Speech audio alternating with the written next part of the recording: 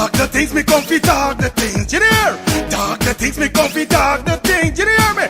Talk the things me come fi talk the things. Me no business, me no care if them screw face. Whoa! Talk the things me come fi talk the things, you hear me? Talk the things me come fi talk the things. Whoa! Talk the things me come fi talk the things. Me no business, me no care if them no worried me.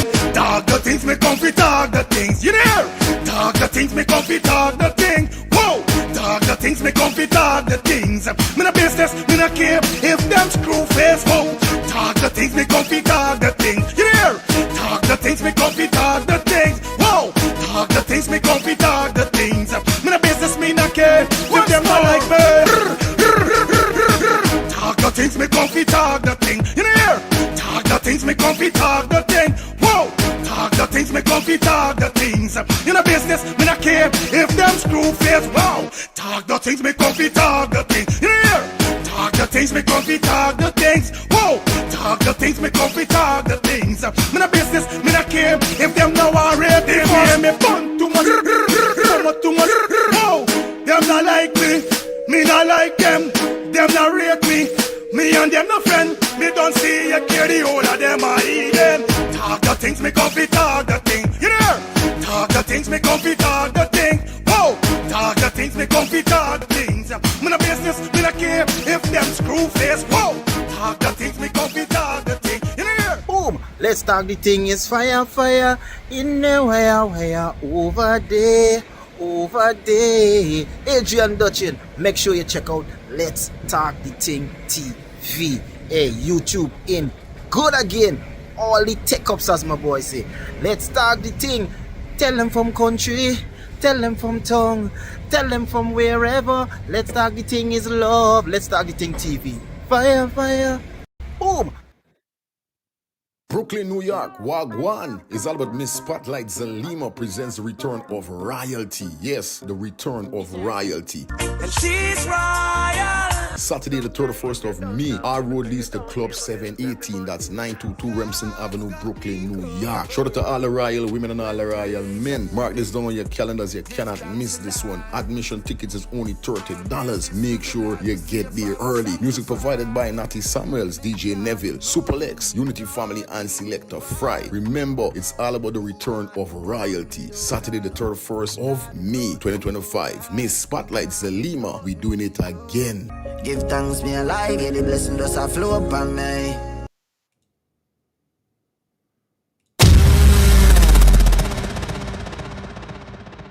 Back in the building. Good morning, good morning, good morning, morning to my morning. Yeah, man, we up and running. Let me know if you're hearing me clearly. Let me know if you're seeing me clearly. I want to say good morning, and I want to say a blessed Friday morning to each and every one of you out there. It's your boy, Firefield is in the building, and we back with episode 7 of Justice for ADRIANA. You know that is going to be our title until this fiesta over. You know what I mean? But definitely that is going to be the title, and we're going to be speaking about certain things also. So, you know, we got a couple of things to run through this morning. You know the vibe. You know the code. Big up to everybody should we say everybody on Kick, everybody on Facebook, everybody on YouTube, everybody on Twitch. Because we're streaming on 4 platforms this morning. You know how we do it. Yes, when it comes to vlogging, yeah, this is the baddest channel out of Guyana. In Atlanta, Georgia. You know, I'm not afraid to say that, because why? Equal rights and justice we are fighting for, so I don't have to hide. Like I said and I say it again, this channel is not a political channel. We don't come and talking about politics all the time and this party and the party. But there are certain things I have to address, so we addressed it over here. Shout out to all of my moderators. Shout out to everybody that definitely take their time out. They can't wait. I get a call just now from a good friend saying that, oh, yo, you get me vexed. You know, I got to wait in long for you show start. You know, and to motivate me for make I know where your people is literally waiting on me. So I got to do my job, you know. And I was telling her, you know, I got to, is multiple channels I got. But You see this channel here, the love that I get from my people on this channel, and I can't even see just my people, because I got people from all around the country, on the Caribbean, definitely subscribe to my channel. So like I say, I gotta say, the love that I get from you people, hear what I'm saying, the love that I get from you guys is so overwhelmed. You guys motivate me to the muscle, to the bone. I ain't gonna cap. So I know you guys is be waiting on me. So I gotta do my job. I'm always here. It's the weekend. It's Friday. You know what it is. Justice for ADRIANA. We got some stuff to run through. Like I say, big up to everybody. And also, before I even go further, I want to shout out. She says she don't want her name to be pronounced. You know what I mean, when it's time. So I'm gonna let you guys know what's up and what's popping. Anyway, shout out to my Guyanese, shout out to my Trinidad, my Bayesian, Antigua, wherever you from. You know what I mean? Everybody, don't matter where you from. Grenada, shout out to my Grenada family. Yeah, you know what it is, man. Yeah, shout out to my people from England, London, Canada. Yeah, the Canadian crew. Shout out to you guys, because we got a lot of persons from all over Belize. Yeah, man, shout out to everybody. Definitely checking in on the ones and twos. I want to say good morning to all those persons who may be going to work and who may be coming home from work. Jesus Christ. Shout out to that person from that country. Jano Star.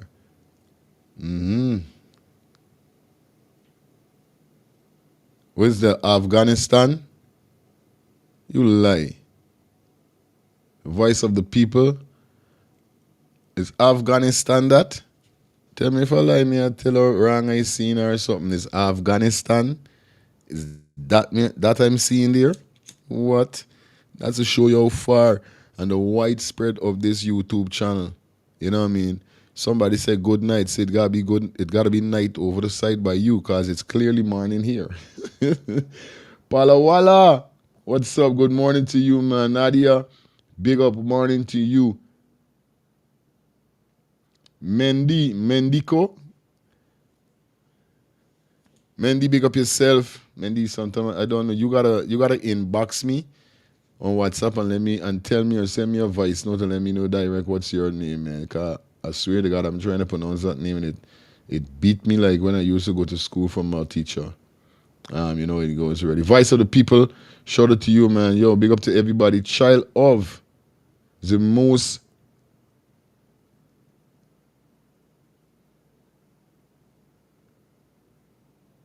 High God. All right. Child of the Most High God, big up yourself. Welcome down to the show, sweetie. You know we need Janice, big up yourself. Welcome down to the show. Yeah, man, big up everybody. We got 271 persons in the building. And you know what it is. Like I said, guys, you guys could come aboard for your advertisement need. If you're a business owner, you got your business. If you're a party planner, yes, a promoter, you guys could come aboard. Business, big business, small business, you know what it is. Business is business. So you guys could definitely come aboard for your advertisement needs over here. Make sure you contact the number 347-801-7261. And definitely we're going to let you know what's going on. We got affordable package for you guys. Like I said, if you have your business, your party planner, whatever it is, you got your birthday event coming out, you want shout out for your grandson, your baby birthday coming up and all these things, you guys could link. We'll be doing advertisement for you guys right here on Let's Start the Things TV.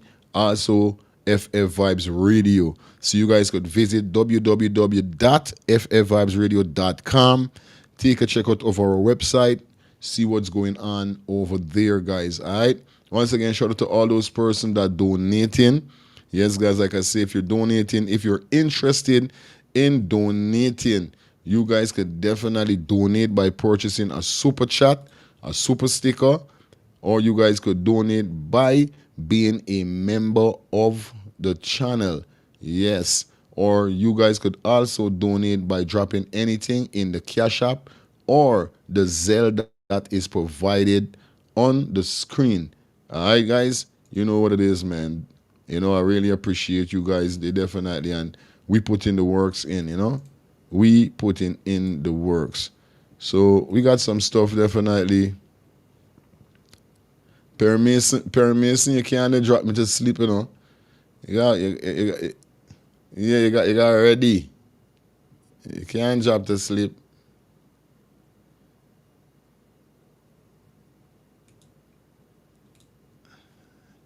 But nevertheless, man, subscribe, like up the channel, like up the live. You know what I mean? I got a video for drop. Now this video here is some information. I think I played it already, but when I played it the first time, the channel was never so, and I wasn't getting all of these views. All of you guys wasn't checking in at around that time I'm talking about the starting.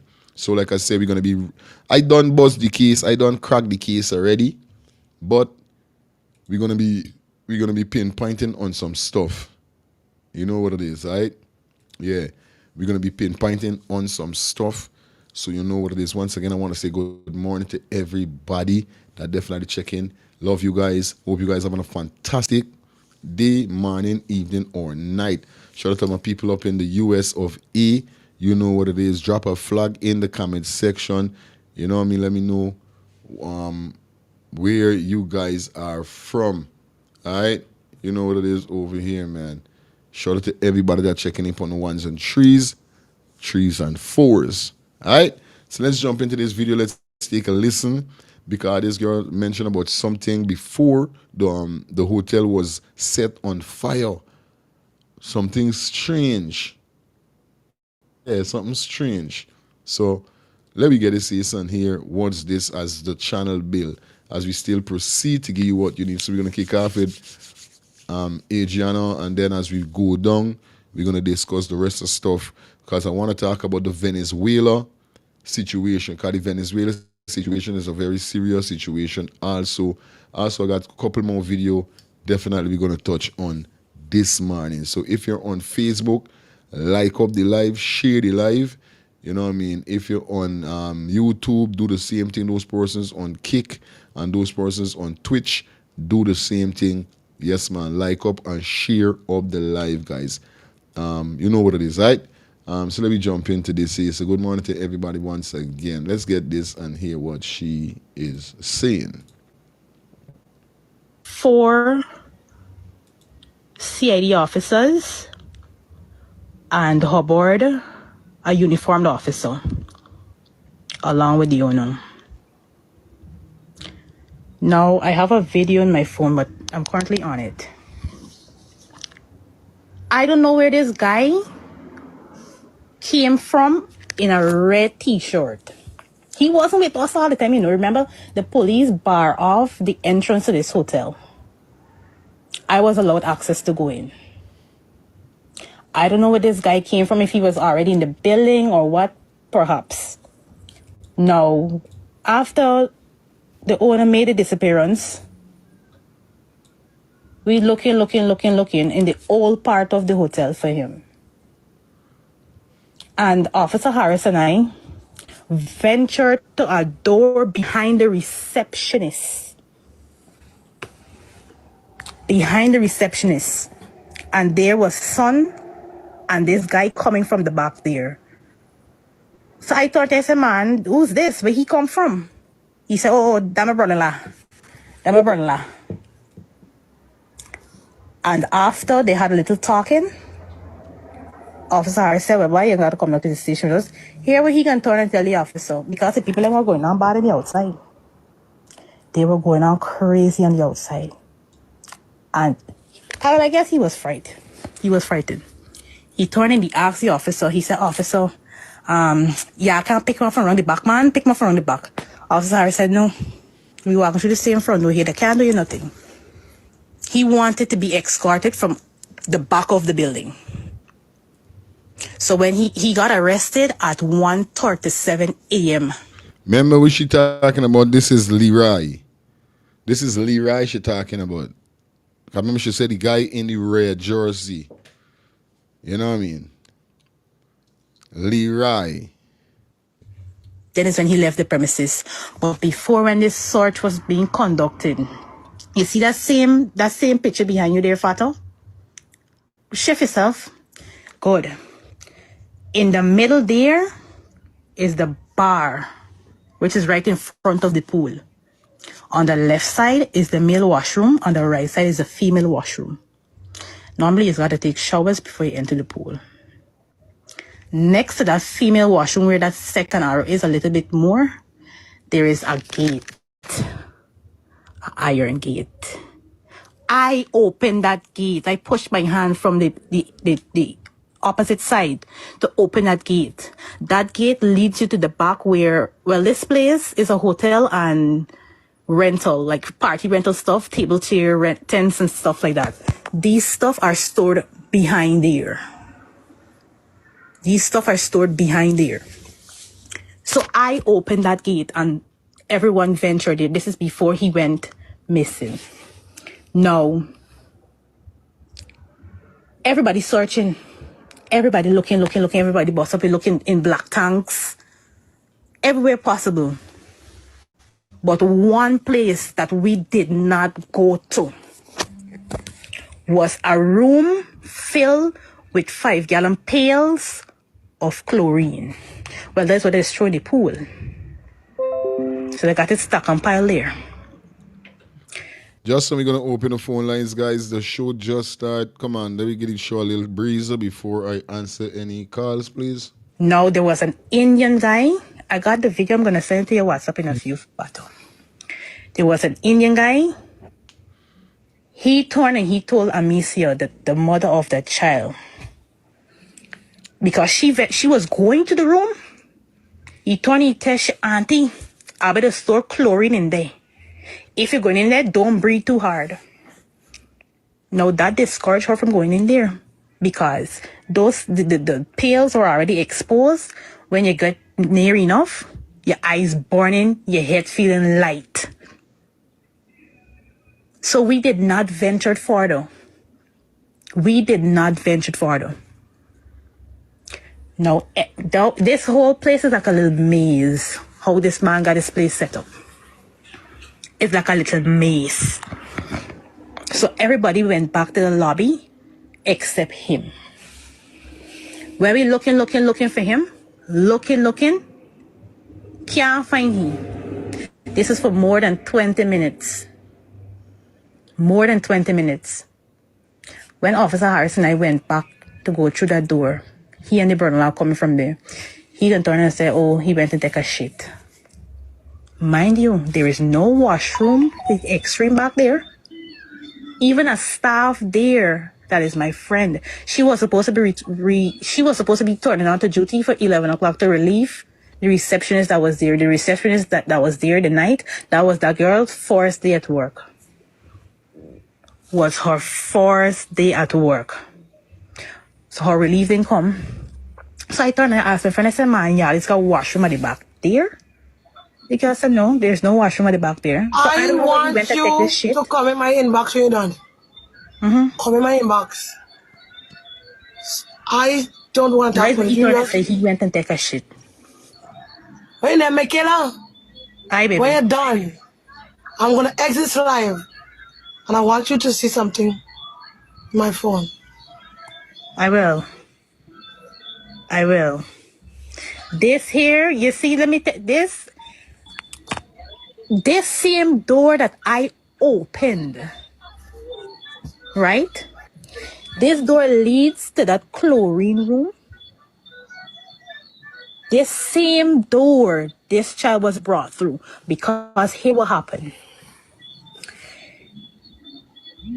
They have vehicles that they would normally deliver their rental stuff in to the venues and stuff, these cantors. They created a distraction on one end of this building with a cantor. We said no vehicle and left in here. Mr. Can't say nothing to you. It's confidential. Can't get nothing for me. Only the family. You understand? We said no vehicle in leaving here unless we search it, and the mob just stayed intact and this vehicle is moving. And back and forth. We have persons live showing this too. So What is it? What is your room? the chair room I'm not She reading was in comments right this. now. The person said she was in this room. I'm not share room. Where coming me back to show him? Anyway, so they created a distraction to draw the crowd to one side, which is the opposite side of I'll that come and pool. don't move. Come back in. They show.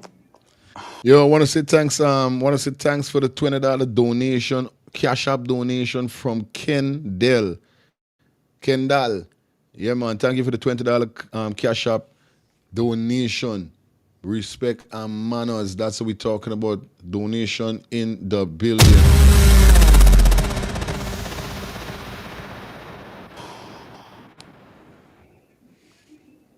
And the part where he mentioned about his cameras are not functioning, he took us to all of his two camera rooms. Two. One in the old side of the building and another one at the extreme top of the building in the new one. Nothing was on, nothing was functioning, but the officers took possession of the DVRs. Because he said, about a week now, he got some men coming in and doing some upgrade. Now, a big business place like this, let me tell you something. When that place is making a lot of money, because a lot of persons is come and rent a new part. I rented there for a friend last December. $25,000 for a night there. $20,000 for the room, $3,000 for breakfast in the morning, and $2,000 for the key you just get whenever you return. You understand? A big business place like that, and your cameras are not functioning. Mama, Aye. give me 2 seconds. I'm going in your inbox to do something for me. Okay.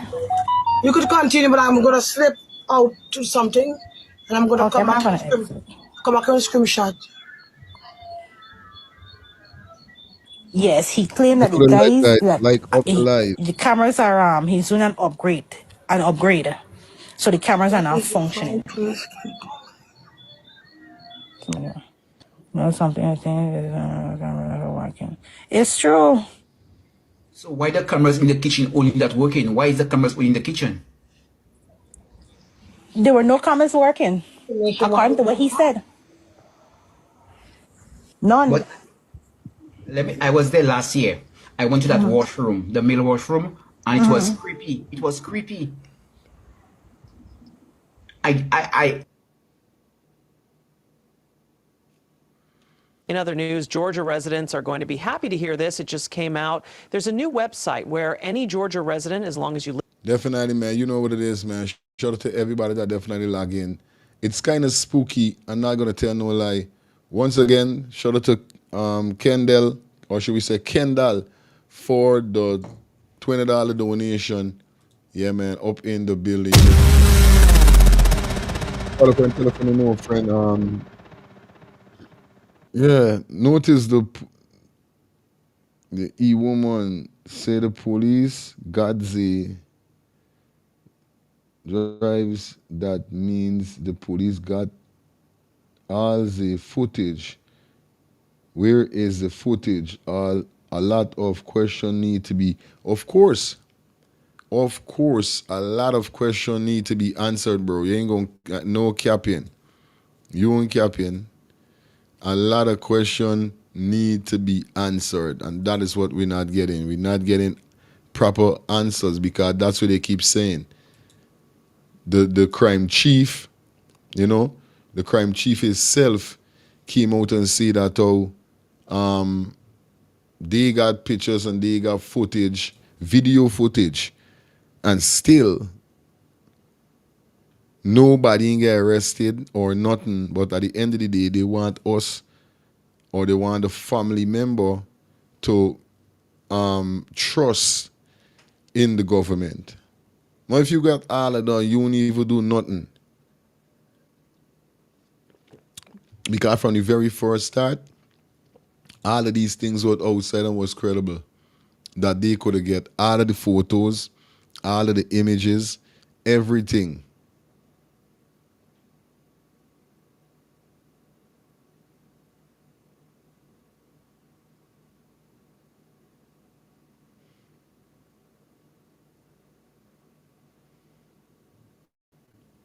You know what I mean? It's crazy.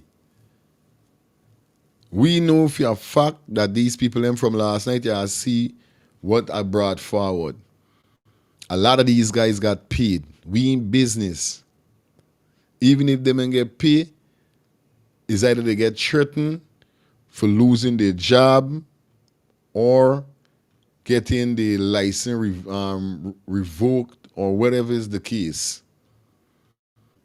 But something happen, make how it happen. We don't have to be pathologists over here to know. We got a lot of person that got friends in high places and know what's going on that is on this show, and definitely you know what it is. And once again, guys, before I open the phone, I remember parental discretion is advised. Please, no indecent language. All right? Let me keep it clean and let me keep it fundamental for everybody. You know what it is, all right? So, shout out to everybody that definitely checking in on the ones and threes. Please share up the live, like up the live, guys. Like up the live. All right. Let me jump into some videos that I got as we continue to talk about ADRIANA. You know what it is. Please thumbs up, like up, yeah man. Thumbs and like up the live, guys. Thumbs and like up the live.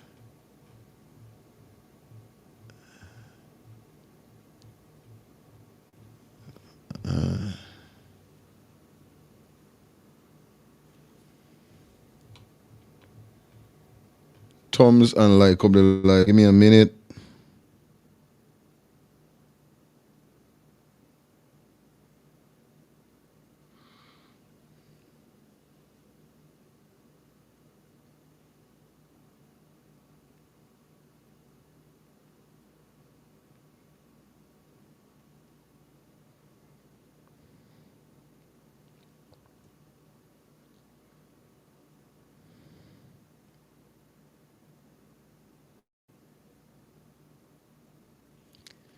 All right, let me go to this video right here for a second. Shout out to everybody in the building, man. You guys know what it is. Please like up the live. We praying, man. We praying. Right now we praying. No lie, we praying.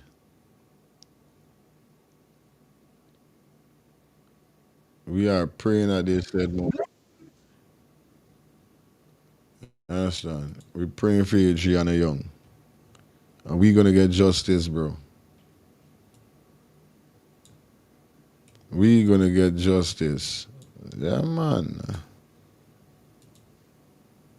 To you, Chief, as a concerned citizen of the Cooperative Republic of Guyana, myself, Small Man Association, and the people of this great land would like to know what's the current status on our border controversy with Venezuela. We, the people of this nation, is kind of in a panic mode, and we would like to know what is the next step from here and how are you going to protect our sovereignty for this great land.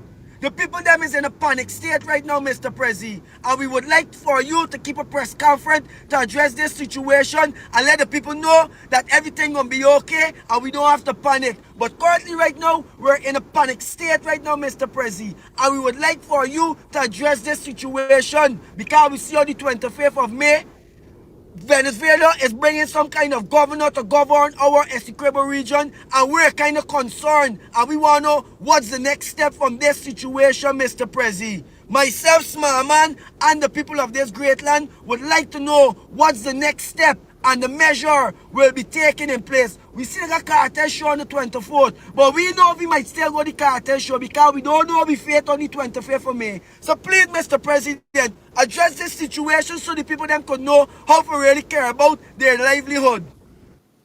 Blessed day to you, Chief. As a concerned citizen. Let me know what's your thoughts, guys. Come on, we got to talk about this for a minute. We're not going to done with ADRIANA, but we got to talk about this Venezuela scene because this Venezuela scene is a serious piece of scene. Now, we know for a fact right now the leaders of the country is on a set of foolishness. But How you guys feel about this Venezuela? The Venezuelans, or should we say Maduro, keeping his election in Guyana. I want to know, this man is a madman. Something got wrong with this man. We got to talk about this for a bit, guys. We got to talk about this. They got a lot of things, like I said. We talk about what's going on in Guyana and in the diaspora. We know Adriana is a big case. We already cracked certain things, and we know what's going on. You know what I mean? We ain't stop talking about shit, but let me touch on a couple more things, and we could always forward. You know what I mean? I want to know from you guys. You know what I mean? I'm going to open up the phone line in a few. I want to know from you guys, what's your thoughts on the Venezuela situation? Yes, Maduro keeping election in Essequibo. Now, we saw they had a press conference with, you know what I mean, the big boy, you know? Let me take the first call. Quick and fast, you know what I mean? Hello, good morning. Hello, good morning. Hi, good morning. Turn your TV down, please. Okay, darling. I will. Yes. I'm touching on the Venezuela situation, right? This is my lovely country called Guyana. Okay?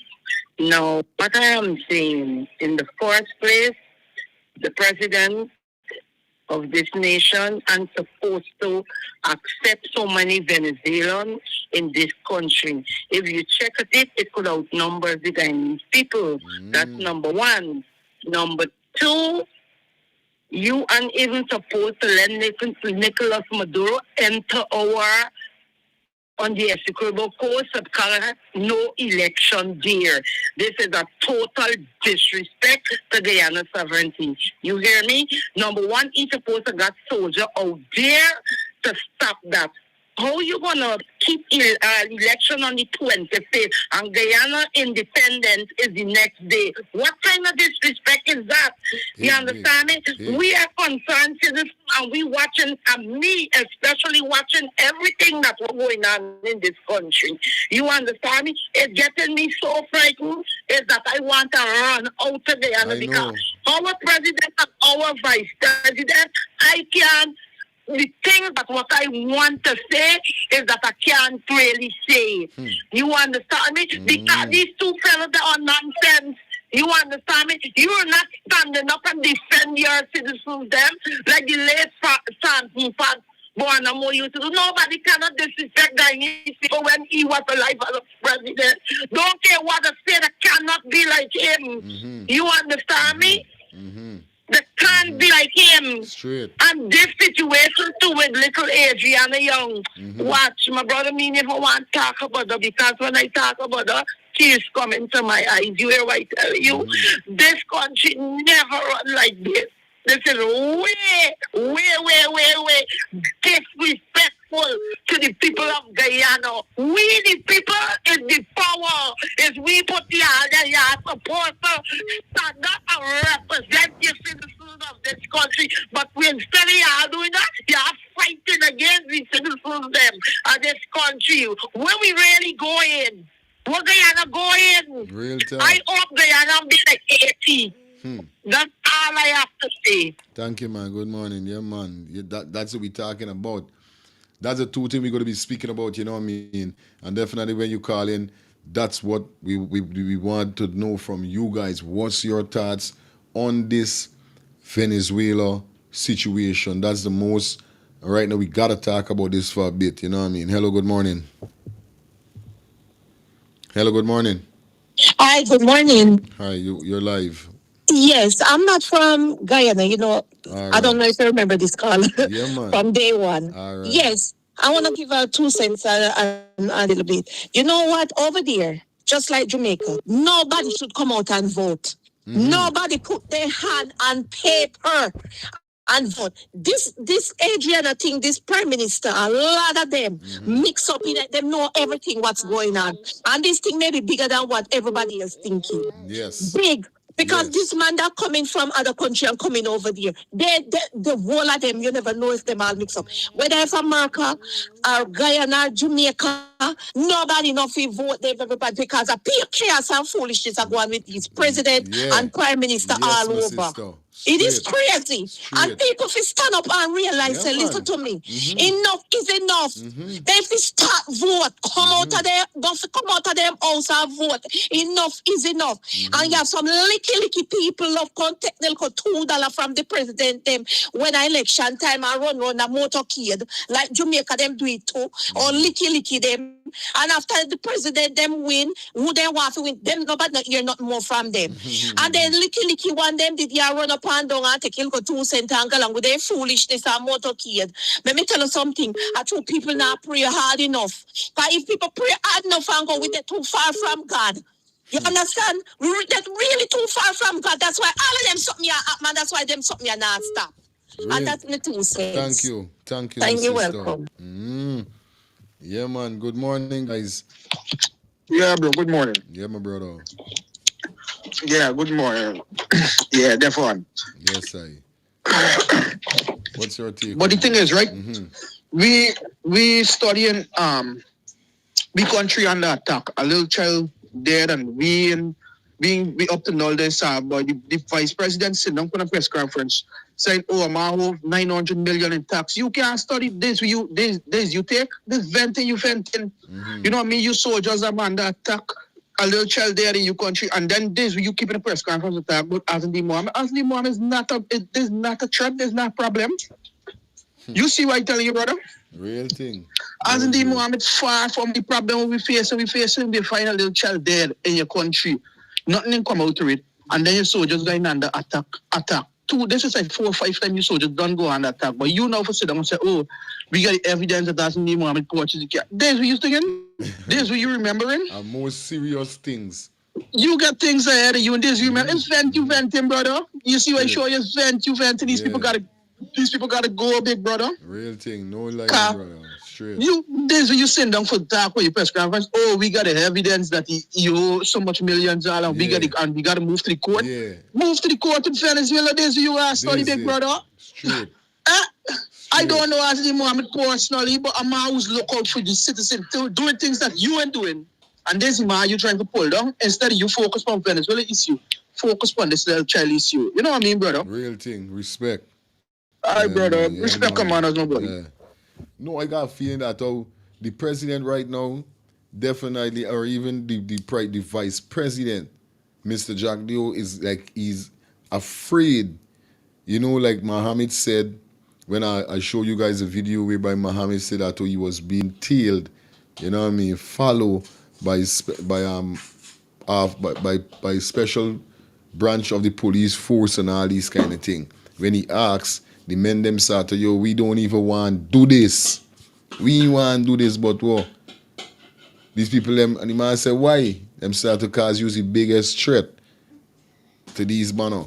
So indeed, you know what I mean, Argentina is the biggest threat, but the caller got it right. You know what I mean, we want to hear we're going on with Venezuela. Where we done here, we're going on with ADRIANA. Because he made it clear that they already do what they want, they already did what they're doing, and ADRIANA family ain't pleased with it, so them ain't got no time with doing nothing. Let the political handlers, the political, you know what I mean? Yeah, the next guys them handle it. So basically that is what he said on his press conference also. You know what I mean?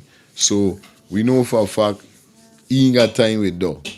So ADRIANA family, definitely like I say, if they want we do anything by getting money or anything for they do anything, which I know they are right. Cause I mean hear them ballers yet or say nothing. All I know they had a GoFundMe. I don't know if the GoFundMe is still valuable or whatever is the case with it. You know what I mean? But at the end of the day, anything these people them want, they got the support from persons out there that willing to help them. In a click, we ready for help. If I got to get donations from my channel, if a next person got to, I know people gonna come and people is gonna donate. Just a minute. So let me play back this say so. Son of the Cooperative Republic of Guyana, myself, Small Man Association, and the people of this great land would like to know what's the current status on our border controversy with Venezuela. We, the people of this nation, is kind of in a panic mode, and we would like to know what is the next step from here and how are you going to protect our sovereignty for this great land. The people them is in a panic state right now, Mr. Prezi, and we would like for you to keep a press conference to address this situation and let the people know that everything gonna be okay and we don't have to panic. But currently right now, we're in a panic state right now, Mr. Prezi, and we would like for you to address this situation because we see on the 25th of May, Venezuela is bringing some kind of governor to govern our Essequibo region, and we're kind of concerned, and we want to know what's the next step from this situation, Mr. Prezi. Myself, Small Man, and the people of this great land would like to know what's the next step and the measure will be taken in place. We still got cartel show on the 24th, but we know we might still go to the cartel show because we don't know we fate on the 25th of May. So please, Mr. President, address this situation so the people them could know how to really care about their livelihood. Blessed day to you, Chief. As a concerned citizen of the Cooperative Republic of Guyana, myself, Small Man Association, and the people of this great land would like to know what's the current status on our border controversy with Venezuela. We, the people of this nation, is kind of in a panic mode, and we would like to know what is the next step from here and how are you going to protect our sovereignty for this great land.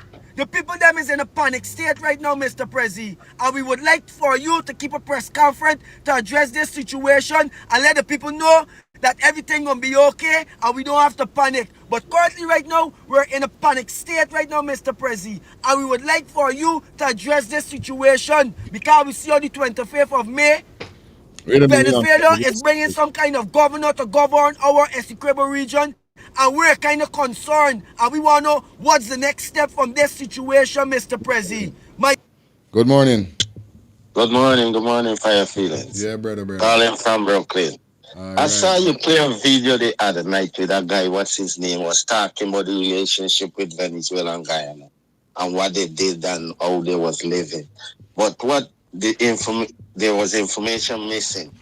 When Maduro get in power, all the good relationship ended.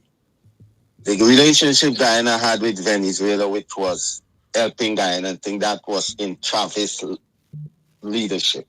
After Chavez died, Maduro, but go back to this border thing. You know, America waiting for Venezuela to invade that place. Once they invade that place, it is strategy here now. Once Venezuela invade Guyana, Essequibo, America will come and defend it, run them out, and then plan themselves right there. Because that's the richest part of Guyana. You see, in America, no, they're stupid, you know. Yeah, they're watching them. I tell them. Them is who pushing this here for it happen, you know. Straight. But Maduro just playing a chess game or a checkers game. You see, now it's really Guyana, you know, with America, they're testing for see what America gonna do. But America want to come with full force. Then they're gonna defend Guyana. But Essequibo gonna belong to America once that happen. You understand? That's my take. Respect and management, brother.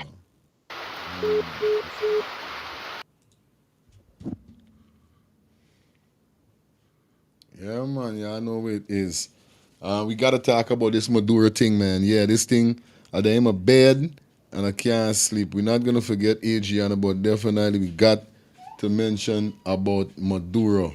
Definitely. Hello, good morning. Yes, good morning. I'm calling from Guyana. Yes, you know, sister.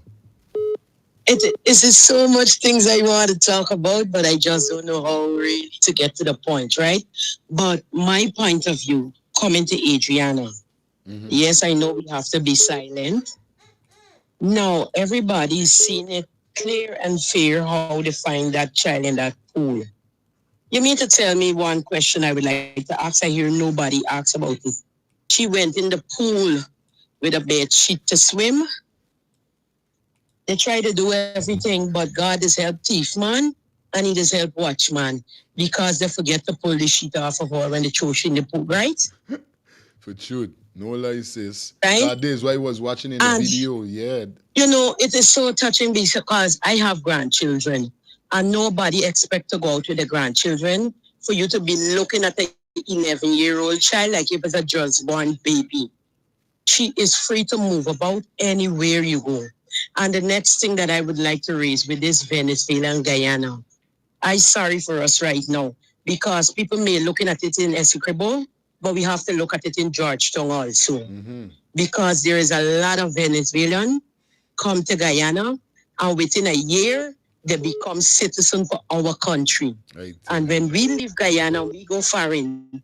We got to wait years before we could get a piece of paper for sure that we live in there. And these people come here and within a year, they become citizens for Guyana. You got to study who moving among us in the heart of town. Nobody know who they are undercover. But what I would like to tell our Guyanese people right now, just don't focus on Essequibo alone. Focus on the whole of Guyana. If you know you could buy a little ration and put it down. You could buy a little kerosene oil and those things. Prepare for the worst. Because by the time the U.S. got to send a soldiers to help us in Guyana or a plane, Essequibo could done blow up. Guyana could done blow up. We ain't prepared for no war. Straight. We just got to focus on God right now and ask the vice cartel. We don't need no vice cartel in Guyana. None. Now is not time for show and pass. When you talk, you'll get in terrorist charge. I don't know people could be terrorists by talking with their mouth. What? We don't have freedom of speech anymore in Guyana. Yes, sister. Thank you. Right? If anything should happen in Guyana, the vice president, his wife and children gone on a plane and left all of you know. Trust me, my brother. To God be the glory. Have a blessed day. Thank you, sis. Hello, good morning. Good morning to you again. Right? I call in, right, to tell you, don't underestimate our soldiers. Our soldiers, they might be quiet, you understand? But we don't know what up next. You understand? Because Guyanese have a saying, oh, we have toy soldier. We don't know what we soldier capable of doing. You understand me? Because they done the outfit the border location already. You understand me? Because this morning I was listening to Mr. Omar Khan. I don't know if he's the brigadier or something, but he was talking at the Essequibo region that if anybody go and vote and say they're going to vote, they will be arrested and locked up. You understand me? Because he have soldiers there on the border already. But the caller just now was saying that America waiting for Maduro to invade Guyana. We all know America, how America stay, where wealth is concerned. You understand me? But we had a government. They aren't seeing the bigger picture now. They just sticking for one thing all the time. See the bigger picture with Guyana. What's going on in Guyana? You just stick on one thing. Okay, Mohammed is not a threat to this country. You understand me? Maduro is the threat to this country. There's more Jabio and Ali have to study. They are the threat to this country, and there's so much of Venezuelans that would have coming into this country. You understand me? You don't even know who you walking around. You understand? Real thing. This thing really, really gets me. Yeah, man. Take it like that. Yeah, man. He really, they are on a serious thing. And it's hurting me every day that one morning you could get up and you hear this body bomb. But the thing is, it won't hurt me that my child is a soldier. You hear? And it's this hurting me every day that if the call upon him to go to the body, he gotta go. He can't say no. He gotta defend country because they were born. But the thing is that when you defend your country, them is not paying the soldiers them properly. You understand me? Okay. All right. That is the only thing. All right, sister. Let me get the next call. You have a black. Yeah, man. Sorry about that. Sorry about that, sweetie. Sorry. I don't know why my hand is here. Good morning. Hello, good morning. Good morning. I'm calling in reference to that situation that's going on in Guyana. Yeah. I told people already, anytime that you see America want your riches, they instigate a civil war between the people. And when they come to send in their peacekeeping troop, just to say they're coming to make peace, and then they come and they take over your territory. Yep. For example, people do not understand that because I was reading the tape concerning with what's this guy name that used to control Roger Khan.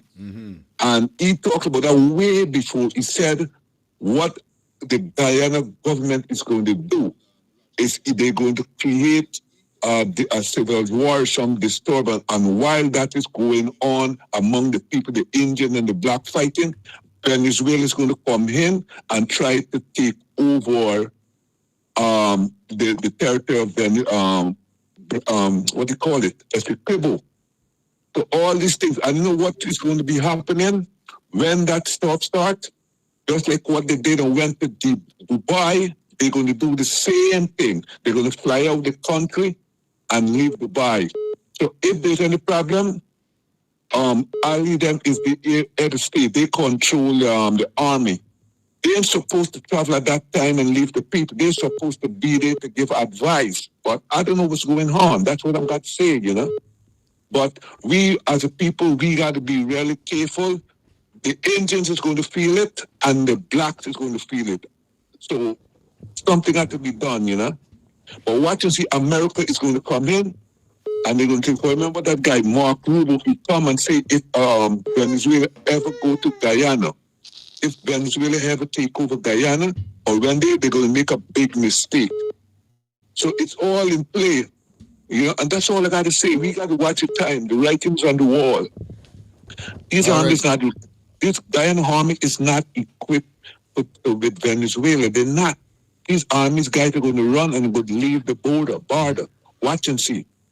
All right, you know, Uncle. okay, that's all I got to say. All right, all right. Yeah, respect. Brother. 2 minutes of call, guys. 2 minutes. Let's make it quick and fast. Hello, good morning. Yes, my brother. Good morning. I just want to make a contribution to your program, right? Yeah, man. You know, having the whole world seeing what is taking place in this country, it is quite clear that all this government is doing is trying to use the black people in this country to meet their own end. Now, look, we have a serious case coming up with Venezuela, Mr. Guyana. Now, the same black people, they're trying to...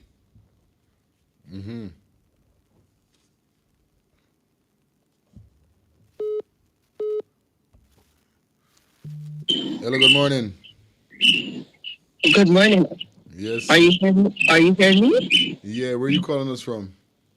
I'm a Jamaican, but I'm calling from Pakistan. Yes, sweetie. What's your take? Okay, I am looking at the timing of this situation with Venezuela and the situation with ADRIANA or ADRIANA, or that's properly pronounced. I don't want to mispronounce her name. Now, I am looking at this and I am looking at the timing, both of them. Let us remember that Venezuela is a dictatorship country, and so is the government of the present party in Guyana. Now, sometimes what seems to be on the surface is not really what is happening. The Guyanese people need to understand that God is working on their behalf right now. And he says, fear not. They should not be looking to president or anyone else. They need to get on their knees. Because the Lord is working to reveal the wicked. But the power on the prayer of the people. Don't fear. Do not fear. Because a lot of these wars, they're just genocide. A lot of these leaders, they are friends. And they will manipulate situations to get themselves out of circumstances because there is no doubt that the girl was murdered. Yeah, man. From the president, the police, the court, they are all complicit of this. And it's gone worldwide. So they got to find a way. They got to find a way to get out of it. So there is going to be a crisis and a distraction. Look here, let us remember, we are not looking to, we are looking to Jesus Christ of Nazareth. Guyanese, you have a power. It's your knees. Praise the Lord. Praise the Lord. Thank you, sis. Hello, good morning. Welcome down to the show. Hi, good morning. How are you? I'm doing great, man. My take on this stuff that's going on in Guyana right now. You know, God never take a city without warning. My reason for saying that, Guyana government accept a lot of this Maduro people in Guyana. Give them houses and all stuff while Guyanese got to be paying for their house lots. Right? Now they accept them in there. I don't know if you ever watch them Russian movies, where a lot of Russian move to other country, but when it's wartime, those Russian fight for their own country. Right? So these people in Guyana, they know the ends of Guyana. They knows everything that's going on in Guyana.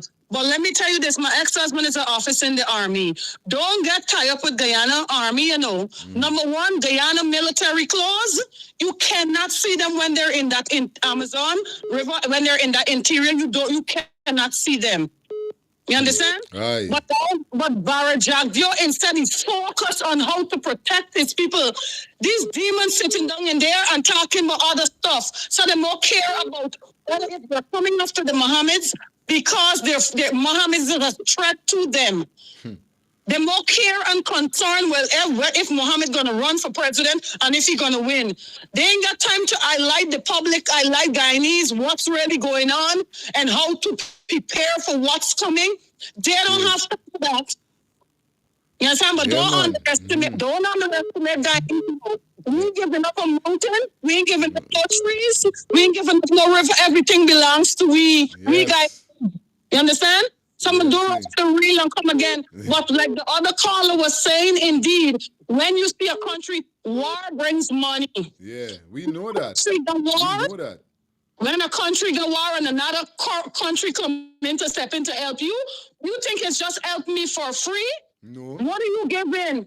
No, you mad. I know that for real. And I've been yes, telling them. Yes, sis. What are you giving? Something gotta give and something will give once America go into Guyana. I got cousins in Essequibo who got rice field and all these things.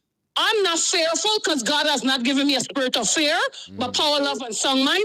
All we need to do, bind around the world, all we need to do, pray. Now is when we need to pray. Pray for our country. That's all I have to say. Thank you, sis. One love. Okay.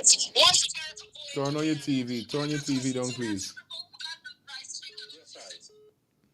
Yeah, man. Yeah, man. Go ahead. Good morning, brother. Blessed love, man. Ain't no time right now for the preaching and no gospel, and it's time for ISIS.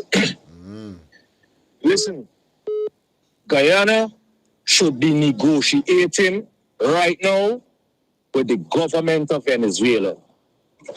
Venezuela do not want America to come and... Yeah, take your time there. Hello? You're in the island? Yeah, man. Are they still? Yes, I. It's like Israel, it's like Russia didn't want the Poland, the NATO, put in no secret base in Poland. Okay. Yes, I. Job the them they should be negotiating with Venezuela right now to simmer this thing down, Bridging. It's gonna get ugly. We military people saying about them can't see we soldiers in the bush. The man just got sent 2 fighter jet and dropped 2 bombs and it's done. Big flood. For real. There's no much to that man. That man got over 200,000 active military soldiers right now ready. America don't have Guyana best interest.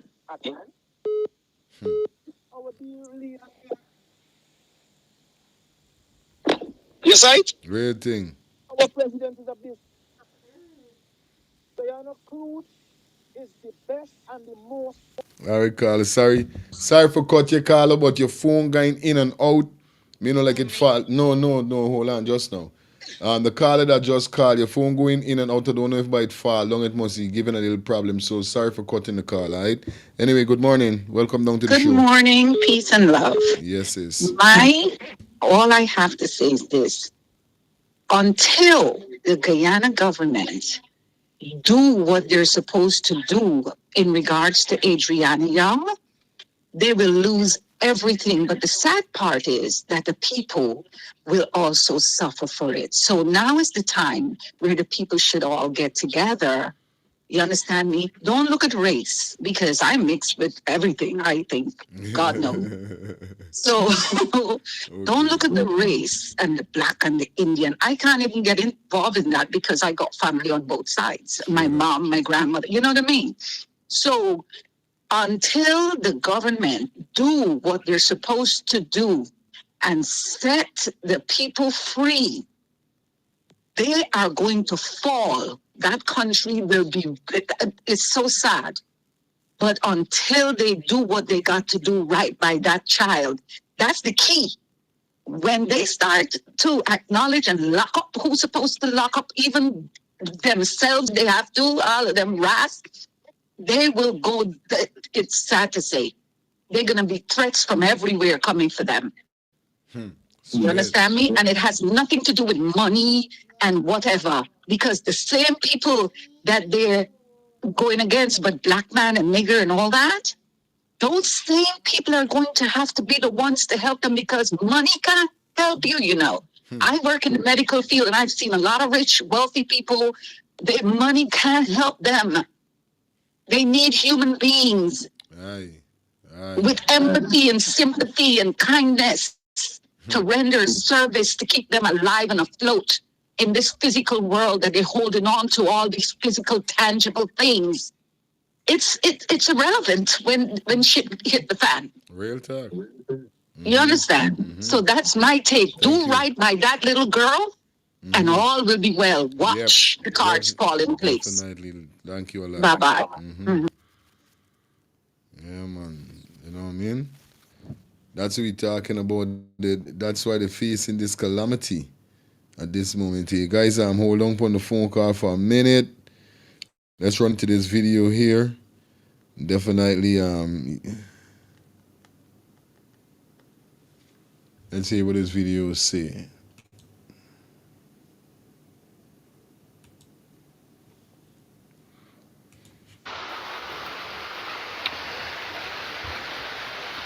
Calling on the government. Hello everyone, hello. How y'all doing? So, I'm here to send a message, and also other Guyanese as well is also sending a message to the government of the Republic of Guyana, right? Our country. So there is a lot is going on, a lot. Like, okay, let's take one more call and then let's listen to this voice. Note this live. We're gonna speed it up a little. Hello, good morning. Morning, fire feelings. Me again. Yeah, Venezuela may have 200 and something thousand active military, but half of it are retired old men. The young people them of Venezuela running out the country. You see? Like I said again, they have to come with a full force and then America gonna take over. The government in this, that's why they lay back, because they know America's gonna get it back, but they don't know the end result of it. And that's when they not prepare for deal with. Because once America defend it, capture it, they're gonna take it. Done with it. All right? Straight up. All right. Yeah, my respect, brother. All right, guys, hold on a minute with the phone call. A minute. Let me go into this press conference. People get to know what's good. Yeah? Thank you for your call.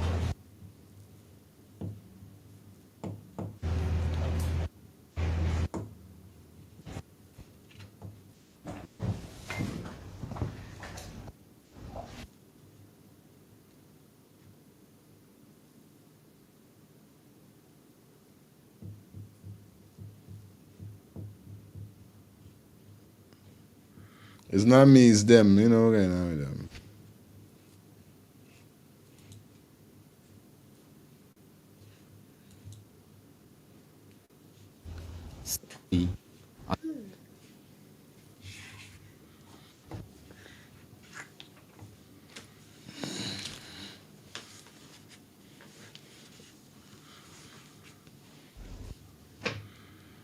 I know we're going on with them, Mike. Seriously, and will continue to patrol that same area until they eliminate any threat to our people and any incursion to our territory. Just this afternoon, patrol was conducted again, but no incident free, and we will continue to do so.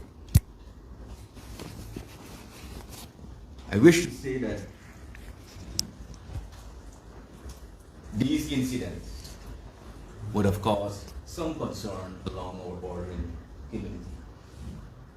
Over the past 2 days, I had the opportunity, and this was planned before, not because of these incidents. I was, matter of fact, in location. The first attack occurred on Tuesday. But I was able to visit 4 locations: Iterimban, Harao, Taikan, and Purino. The community and the villagers in those locations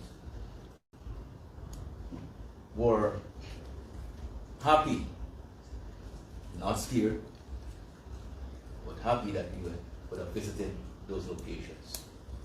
As you would have seen the locations along the border, our locations, there are gaps.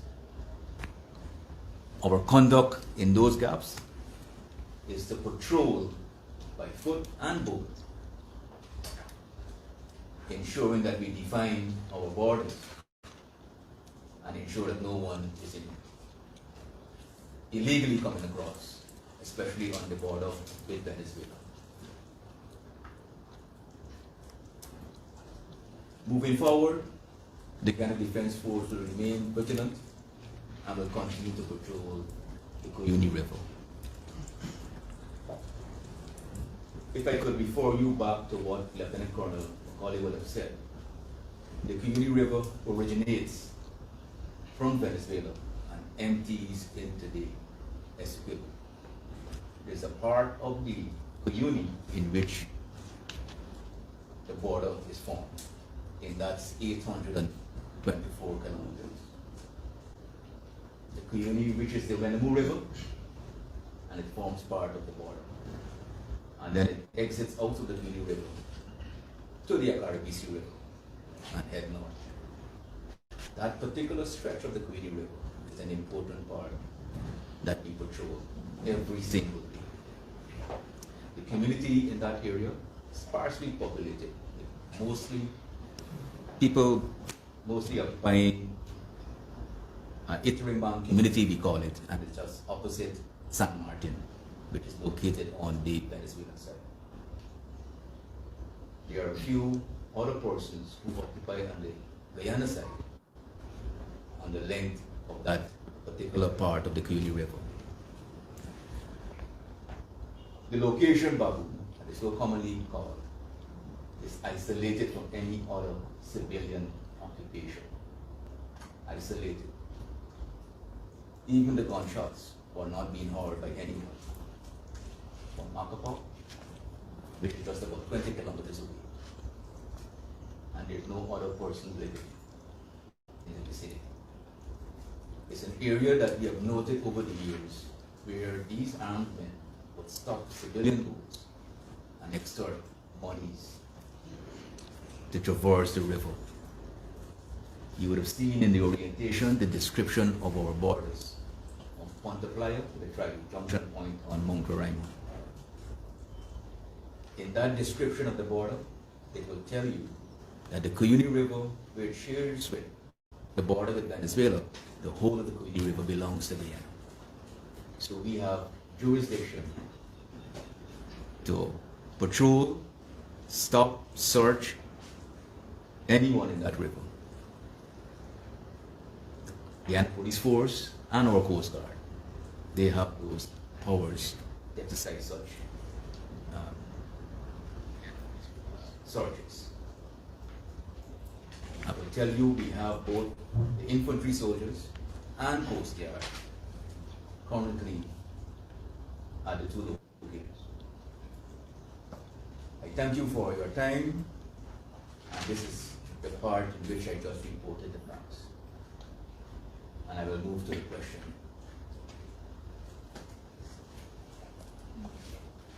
Mr. Cabral, your question. Sir, could you say whether the Defense Force soldiers are actually checking people as they traverse the river, especially the Coast Guard section of Virginia, to more or less see whether you're carrying any illegal weapons and what might be their motives? And secondly, does the Guyana Defense Force know whether any of these Venezuelan civilians are actually in Guyana's land territory and might be sleepers, so to speak? Thank you for that question, sir. I want to say on the outset, the living culture of border communities is one in which families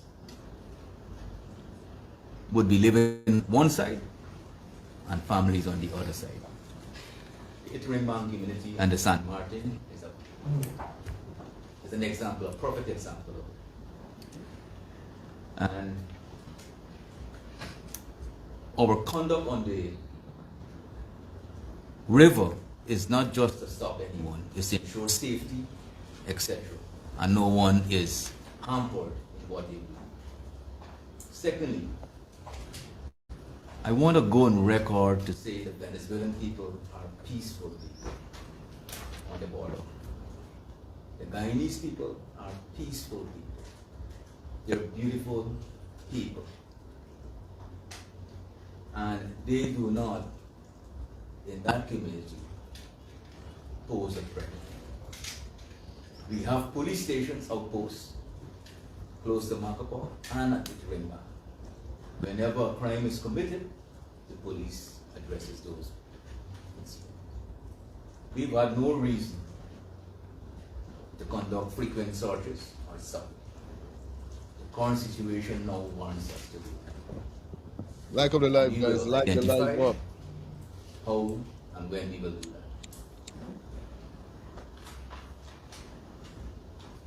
And on the land border, on the lands on the Guyana side of the border, are you aware whether they're Venezuelan gangs who are actually just staying low, lying low? No. And if they are, we will know.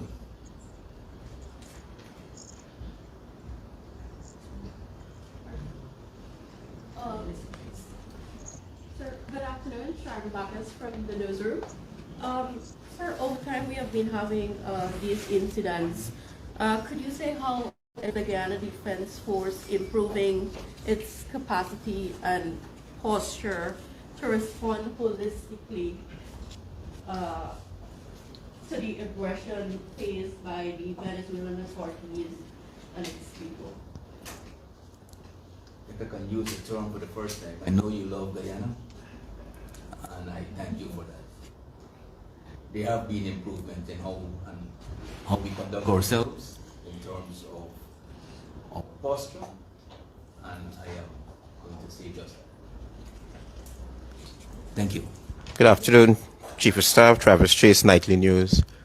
Sir, bluntly, What should we be prepared for in the event that Venezuela takes it seriously, comes across to our border?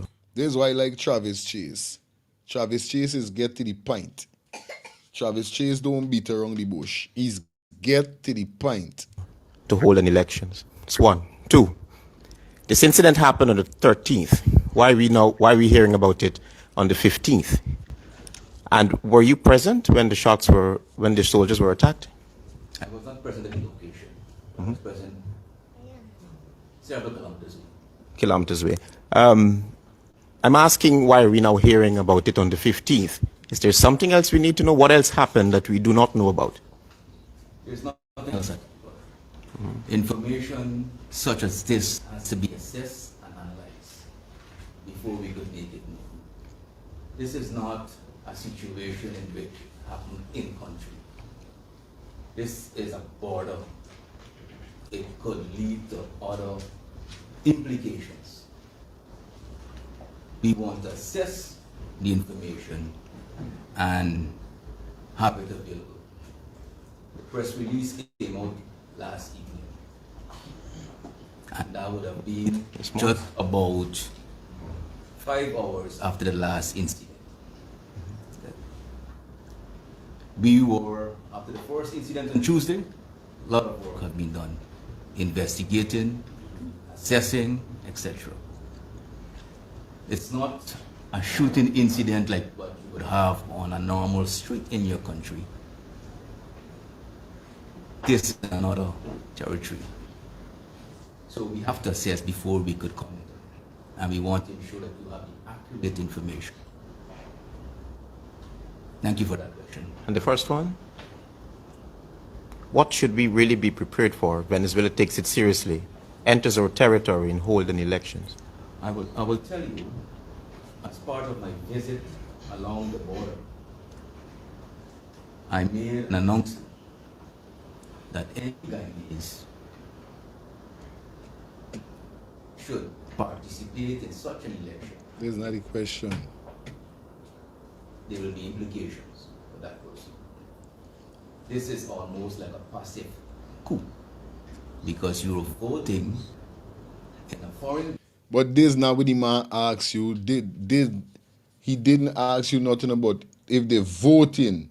He said, what gonna be the outcome if these man take it serious and run in upon we? We wanna know, well, all right, we soldiers them ready. We got things set up and we ready if it's a war gonna happen. This we wanna know.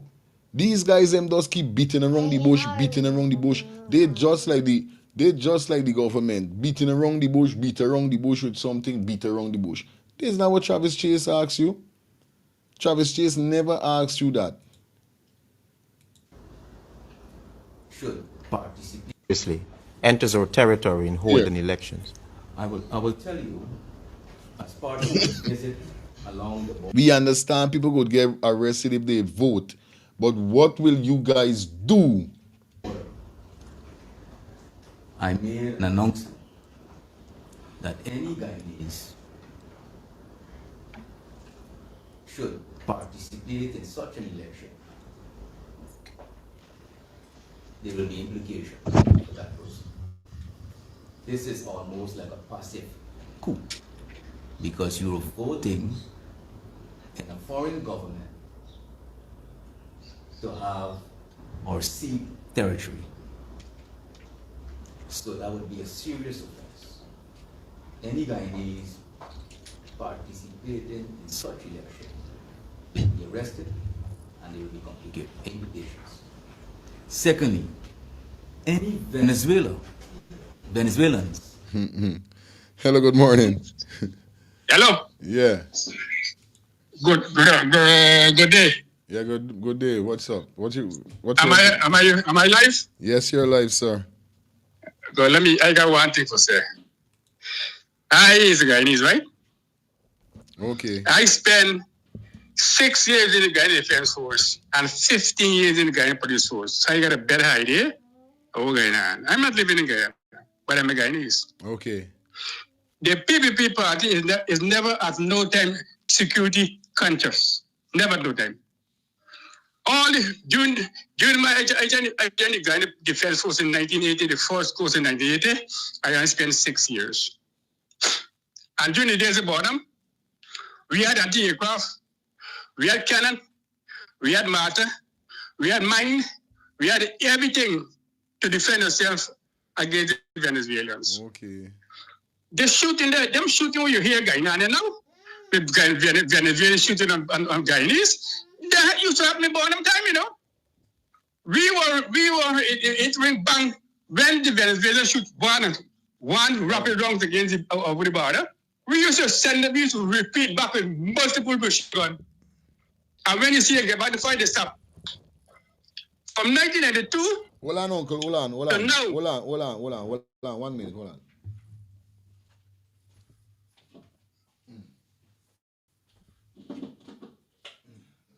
Leave it alone, please. Just leave it. Yeah, sorry about that. This is my co-host. Yeah, go ahead. Yeah, man. From 1992, when Jacob won the election, he put the Ghana Defense Force in check. When he joined the army in 1980, 2 or 3 months before election, we used to do something like deployment, internal security deployment.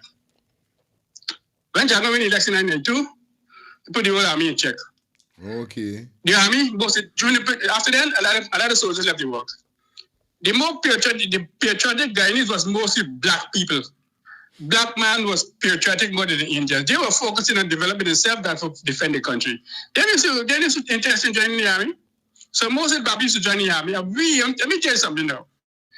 I was at Maburuma in 1980 when the protocol of protocol ended between Ghana and Venezuela. We crossed the Demerara Bridge with 6 cannons, 6 120mm cannons headed to Maburuma on Pantuna boat heading to Maburuma. And we were there. We were actually trying to defend the country. If in case anything happened, we were patriotic Guyanese. We used to be taking out pictures. That time we had camera for taking pictures. We used to get the photographer we picture in case we dead before we could look back at we now. We used to do that because we are patriotic Guyanese. But during the period of time, the Indian wasn't interested in that. So the PVP party they're not patriotic in terms of defending the country. Really? They're not security countries, national security. So what happened? After 1992, Jagan come and put the army in check. And they never buy nothing for the army, like new weapons and all that. But the cap that I was stationed in the area, it bonded very hard, the artillery, mortar shell, this, that. We had anti-aircraft. We had cannon. Wow. We had anti-aircraft. We had cannon. We had GPMG. We had this 6-barrel missile shooter. Yeah. We had all of that there. Nobody can tell me that I was stationed there. Mad. We had 1.2mm cannon. We had mines. Mines to put in the sea in case anybody entered the territory, the water territory, the mine was going to blow up the ship. We had mines all there. Nobody can tell me about that. Respect, Uncle. These things come through. All these weapons come from North Korea. It come in the country. We bring it from Linda straight to the camp. We have so many things in there to defend the country, and this government just everything just their way. The camp that burned down on the highway, that's where I was stationed in those days. You understand? So I know the country, but this government here, they're not security conscious. They're not security conscious. No, we got oil. What are we buying to defend ourselves in an event we should be attacked by the Venezuelans? As far as I'm concerned, the security service in Johnston got more better weapon than the army. I'm telling you, thank you, Uncle. Yeah, man. We not buying nothing. Let me tell you something. You better pray to God that the Americans going to open up base in Guyana, or they hell forget them out of there. Hell forget the Americans, and listen to me, the Americans is not coming for free, you know. Don't be able to come and help you for free. You gotta pay, right? And you see you open base in there. You gotta see your American open base in Guyana, and the sea running running nice. You can't get them out of there. The Americans don't do nothing for free. Make it Trump, make it what's it. They're not for free, right? So we got oil. We supposed to focus in. We got this threat for years now. This threat was there before we were born, and the Guyana government is not doing nothing. We got oil. They're not doing nothing. They're not doing nothing. All right, So when Uncle. this can come, listen, Let me get during the the next days ago, guy. when this thing come up, the whole country, we used to be very, very patriotic. We used to be talking about it. People used to talk about it. No, you know. Okay. I get you, Uncle. Respect. Respect. All right, Uncle. Let me get the next caller. Yeah, man. One love. Come on, guys. 2 minutes. Please get to the point. Get to the point with your 2 minutes. You know what I mean? Let me spice it up a little. A lot of persons are calling and not getting through. So you know what it is. Thanks to everybody for coming through and leaving their thoughts. Because this is a serious, serious situation here. We got to talk about this. Living in there, participate in such election will be arrested and deported. What is a measured response? A measured response, I just told you. Well, They have to give their vote. no. You said in your press release that the officers took a measured response to being attacked. What do you deem? That term. A measured response in this particular case points to a prepared and deliberate reaction. Meaning that we were anticipating that if it happened. Let me pause it there. I'll take a call. Hello, good morning. Good morning. Please turn down your TV for me, please. Thank you. Anytime, sir. Anytime. Okay. I am a Guyanese. I've lived out of Guyana for 40 years. I thought by now the Guyana Defense Force would have been better equipped. They can't stop Burnham. They can't stop him. I mean, I know you're there. I know. But you got these jokers in place now. When police really in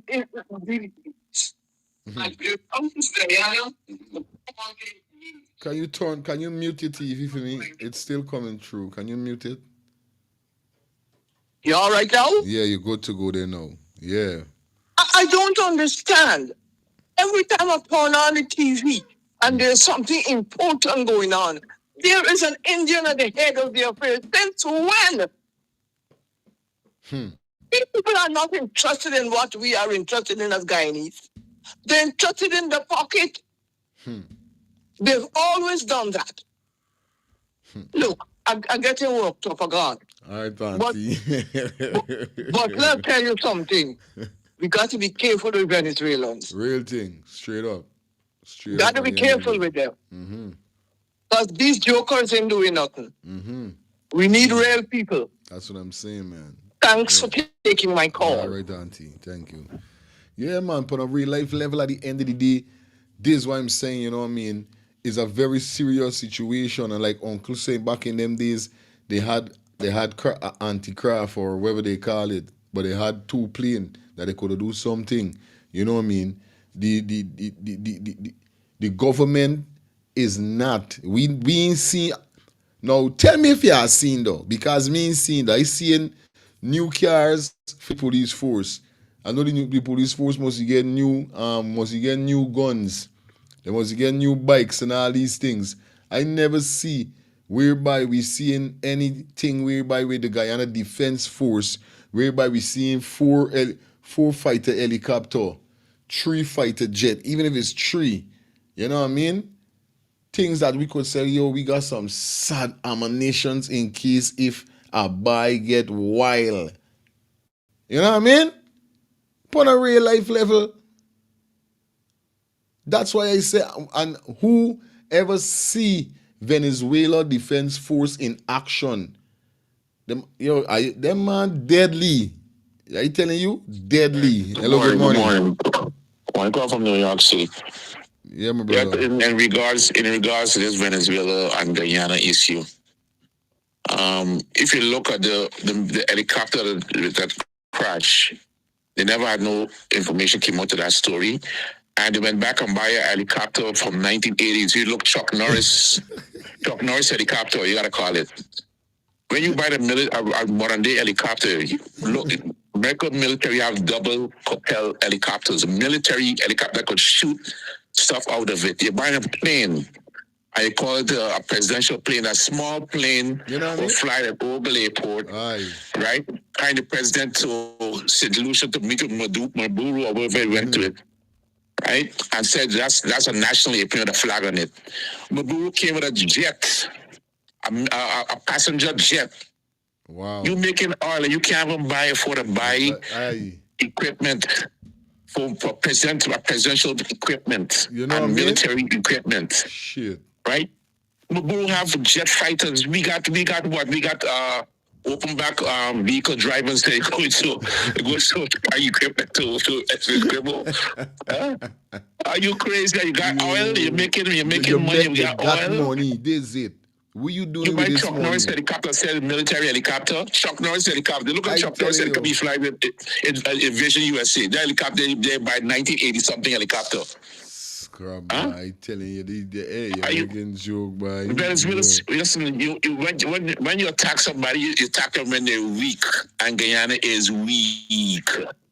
That's what the man doing. We want to do. This is what the man doing. Real thing. I went to research Venezuela. Venezuela over 100,000 military people. Back in the days of Burnham, Guyana had the military, that national service, that militia, and all these different things. Okay. My father was an ex-military. When first Venezuela in the 80s, we used to be making nice, we said not a blade of grass. You had to go up there, got to go to the border sometimes. You were a Marine. I tell right? you. My father been in for over 30 something years. Wow. Right? Straight. You know what I'm saying? Straight saying. Yeah, my brother. So we don't have nothing to fight these people off. Some people talk about, you can't submit again. You got the military running in the street doing training. And you look at that, they got a couple 100 soldiers running. My father used to run back in the days. There's thousands of soldiers running. I want to laugh, but I always crap. Some people talking all this crap about kind of the military. The military is a joke. It's like you walk around a pack of chips in your hands, bro. Real thing. It's a mockery. It's a mockery. This guy still don't talk. It's generally still don't talk. I went to school with him too. Thank you, my You understand what I'm saying? Yeah, man. You just mocking his face.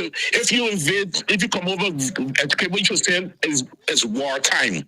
You're not be throwing the bushes. If you come over my border, I speak over my whole war. There's not lack of voting. Come over there. You treason. You come take over my invasion. It's wartime. You know, when you talk military, you just talk this guy talking here. Enough of military talk, bro. Thank you, my brother, for coming through. Yeah, bless, man. All right, cool. Yeah, man. Jaja, you know, this is why I don't understand. This man, Travis Chase, asks you, what you going to do? You talking about vote, and if a man vote, who can get deported and who can get locked up on jail. Now, if these man come, with this voting thing, and these man come and do so now, 1,000 soldier troops line off, lock off Sikribo. What really you gonna do? You talking about you got you soldiers them walking up and down. It's crazy. Good morning. Good morning, bro. What really you gonna do? Yeah, man. Turn on your TV for me, please. Yeah, bro. Turn it on, bro. Yeah. I want to ask something, right? And as many problems with this Venezuela story, and the U.S. is the main culprit. What is going on in Guyana? Let me show you why. Guyanese is not, as I said again, Guyanese is not paying attention. Number one, the U.S. wants Venezuela oil reserve. Yeah.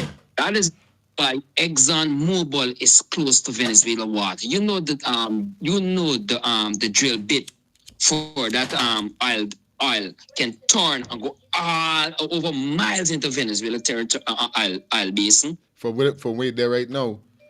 From where it is. Wow. It could be in Guyana waters, and that drill bit could turn and go all the way into Venezuela oil reserve. Wow.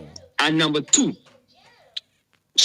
this nonsense where people saying about how Trump stopped Chevron from operating in Guyana. That's a lie. The U.S. currency, the U.S. dollar is pinned to the oil. That's why it says the U.S. dollar pinned to the oil. Could you remember the deal with the U.S. make with Saudi Arabia after the Saudi discover all this massive oil? Now, two, I want to explain to you too. A lot of Guyanese themselves is who bringing Venezuelans into this country. You understand? They're doing it for money, bro. to smuggle Venezuelan women and a lot of these people into this country. And this is what the smartest is going to come about with this now. So if Maduro capture Essequibo and he turn and tell all those guys in Venezuela who in Guyana, listen, y'all already inside, move to Essequibo and y'all take land. What do you think is going to happen? Jesus Christ. But Guyanese encouraging Venezuelans around Josh and around them in all the community and take it as a joke. You cannot got your enemy people in your country moving free as they want. Correct is right. I went saying though. This is the same thing I saying. All right. Texas normally belongs to Mexico. If one day Mexico decided to take back Texas from the US, what do you think the US is going to do with all them Mexicans were there in Texas?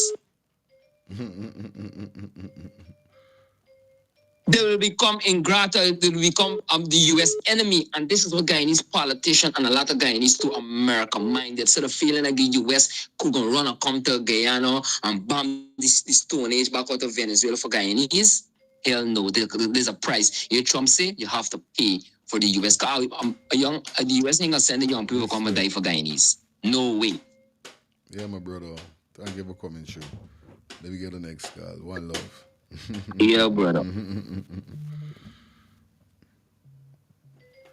Hello, good morning. Yeah, brother. Turn your TV down for me, please. Hello. Hello? Hello, you're logged in on the live. Hi, I'm calling. I'm originally from Brooklyn. And my parents are Guyanese and I'm American. I was born here. And, you know, I've been recently taken up with this Adriana case. And the sheer foolery that is going on is beyond me. The government is so incompetent. The right questions are being asked, but it's not being phrased in a way to actually get an answer out of them. This Venezuela thing is out of control. Mm-hmm. There should be no reason for them to be allowed into Guyana and to more so to have citizenship. That, I don't know, military guy there, he's incompetent. And it's sad to say, like, those type of people, honestly, they're more concerned about money. They're not concerned about no defense. They have no real military training, no combat training. And it's like they're just lost. And the government really needs to change. Yeah, man. And that's all I have to say. Thank you, sweetie. Thank you, man. You're welcome. Mm-hmm. And it's not like, don't get it twisted, you know what I mean? Don't get it twisted. We are not disrespect the Guyana Defense Force. But I saw Venezuela, I saw a video with Venezuela Defense Force they was training. Me know if you see there was a video out with Venezuela, Russia, and but 4 to 5 other countries. They showing you how them defense force is practicing what they do. You see these man jumping through glass window and all these kind of thing. You know what I mean? Jumping on bomb and all these things. So was a video like the way by we saw the Venezuela, and if you saw these man look gruesome. I'm telling you, these man got some rifle I never see. Plus, like I said, them man got jets. Not jets, fighter jets. I tell you, them man vessel where they got inside the ocean is some serious vessel. It's not no normal vessel. Them man got helicopter. We're not disrespect the Guyana Defense Force, but we know what's going on. We don't care how much jungle there years ago. These men them got the equipment for eliminatory in a click. In a click, like a Carla Johnson said, just one bomb could drop and map out. Them man don't even got come and send nobody. Because them man equipped.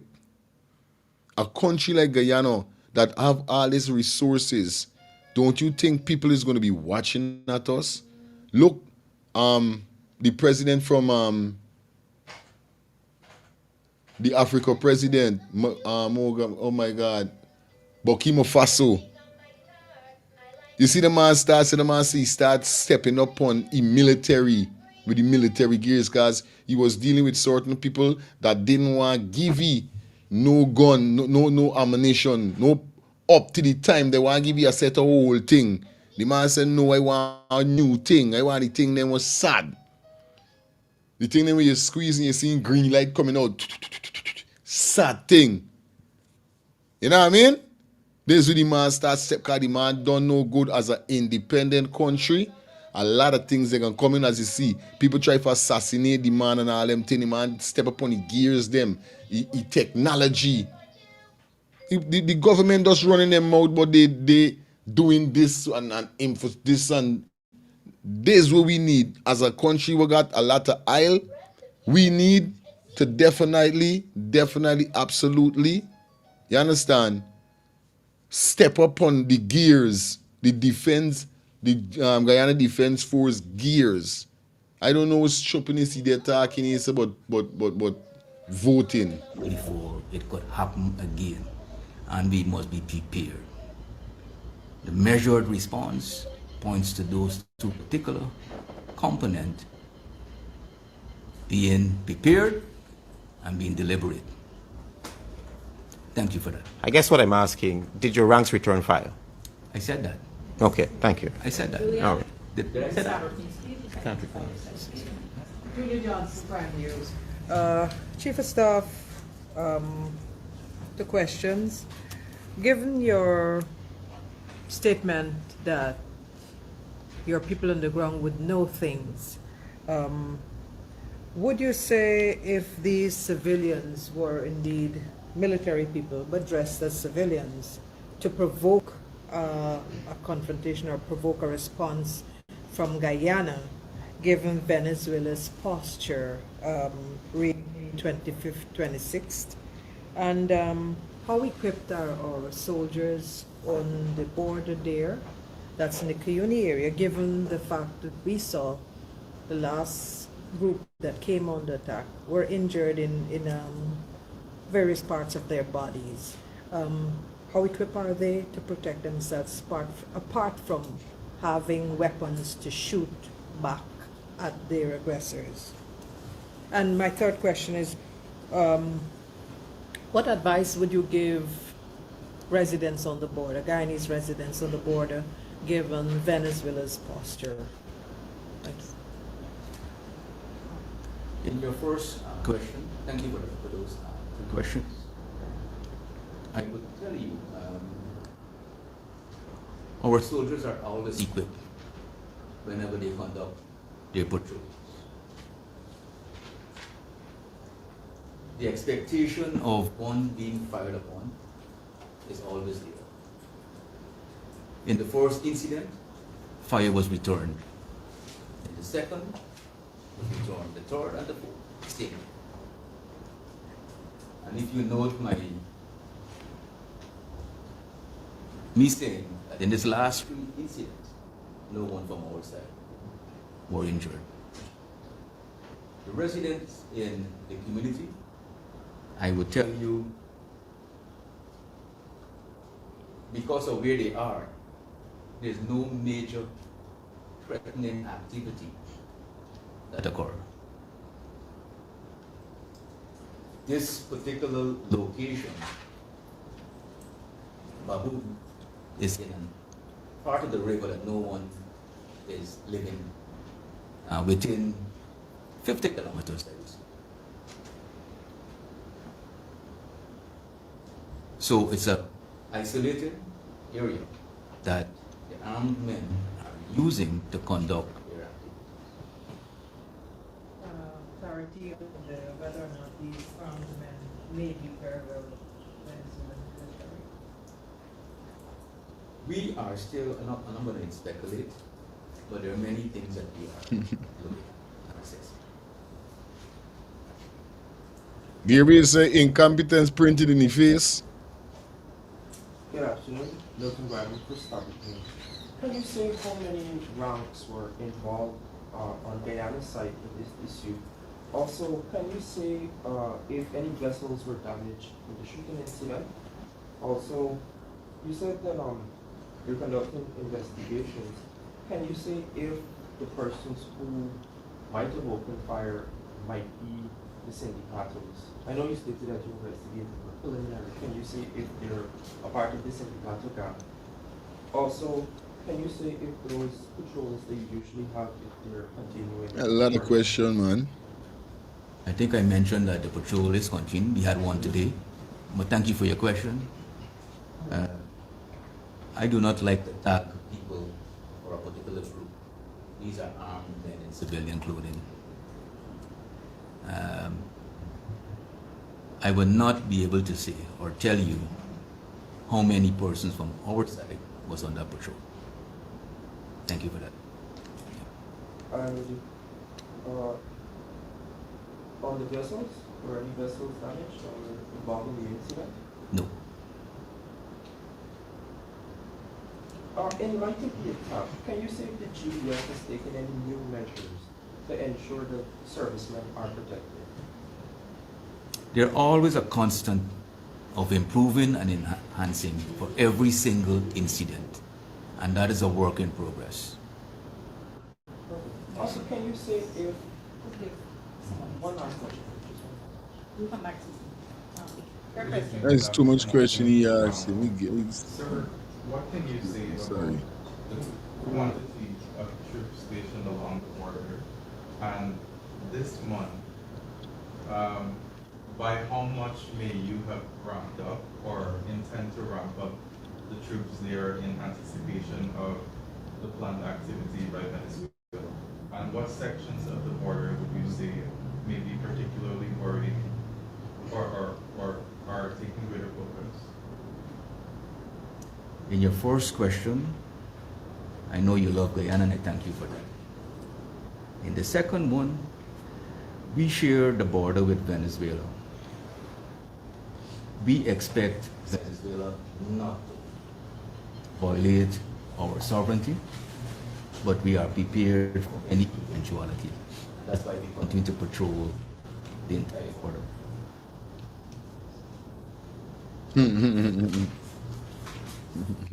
Hello, good morning. Hello, good morning. You're live. Yeah, fire feelings. They're listening to the thing. My take on this again. What you saying about the wealth and the resource we have in Guyana? Guyana have the resource, but they do not control the wealth of the resource.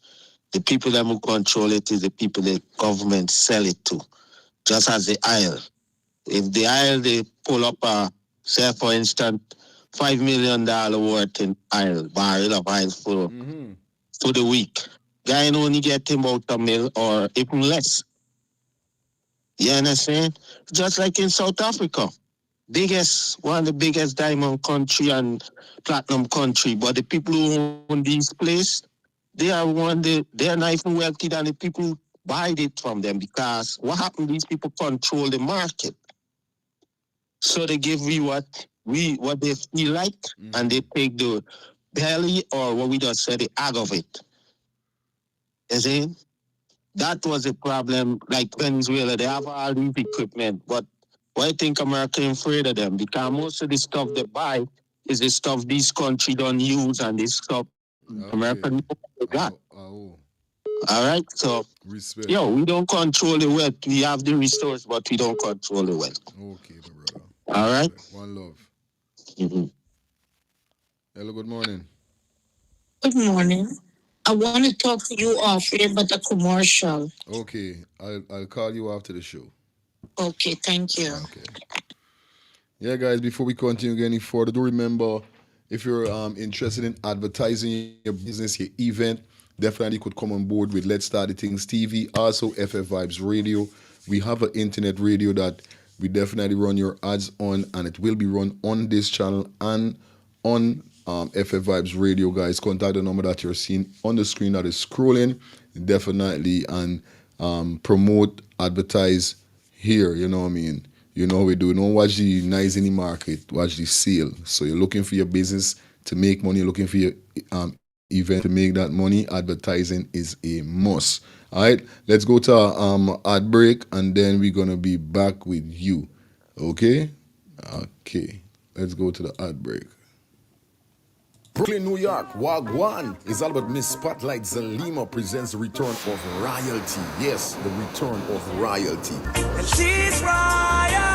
Saturday, the 31st of May, our road leads to Club 718. That's 922 Remsen Avenue, Brooklyn, New York. Shout out to all the royal women and all the royal men. Mark this down on your calendars. You cannot miss this one. Admission tickets is only $30. Make sure you get there early. Music provided by Natty Samuels, DJ Neville, Superlex, Unity Family, and Selector Fry. Remember, it's all about the return of royalty. Saturday, the 31st of May, 2025. Miss Spotlight Zalima, we doing it again. Give thanks, me alive, yeah, the blessing does a flow upon me.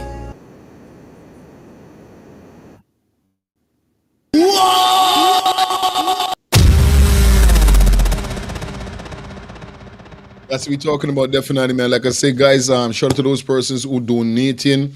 Definitely thank you for the $20 donation, the $20 Cash App donation. Miss, make sure I get that name. Yeah, Wills, no, that's not it.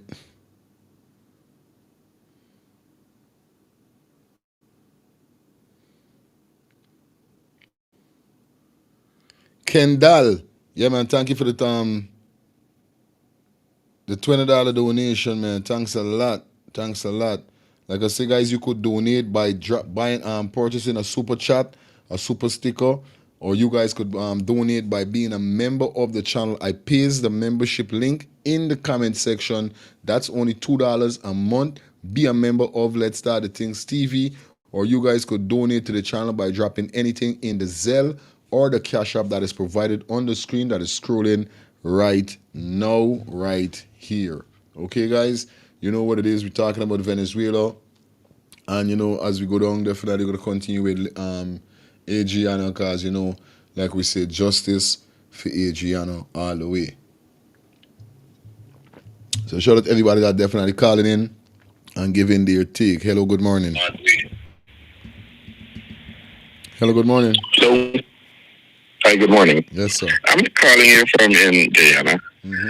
And in relation to the Venezuela-Guyana border issue, if you roll back the tape with when the Secretary of State was here earlier in last month, I think, you will see the PPP government is more interested in remaining in power, and the quid pro quo with Secretary of State was already made. Irfan Ali said clearly, roll back the tape and you'll find him, said clearly that they're willing to negotiate anything the U.S. would want, because what it is, if a good friend come and help you, you know, you got to give him something in relation to what he's coming to do for you. So, Irfan Ali, that's all they're interested in, staying in power. And so they would have made whatever deal with Marco Rubio. So that's why there is no need to sit with the opposition to discuss everything. Because whatever deal Donald Trump and Marco Rubio, them thing was already made. So that's what the PPP is interested in. You roll back the tape.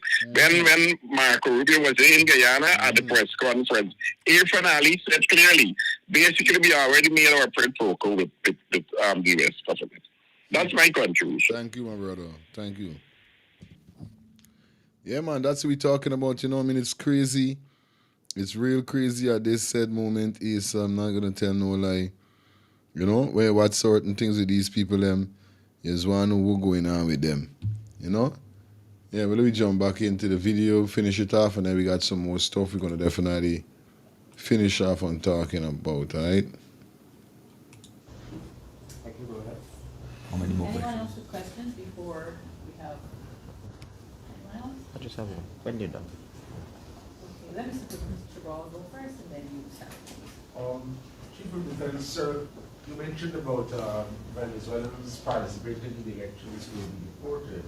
What if the Venezuelans are living in the Guyana side, participating in elections on the Venezuelan side, and come back over? How do you deal with that?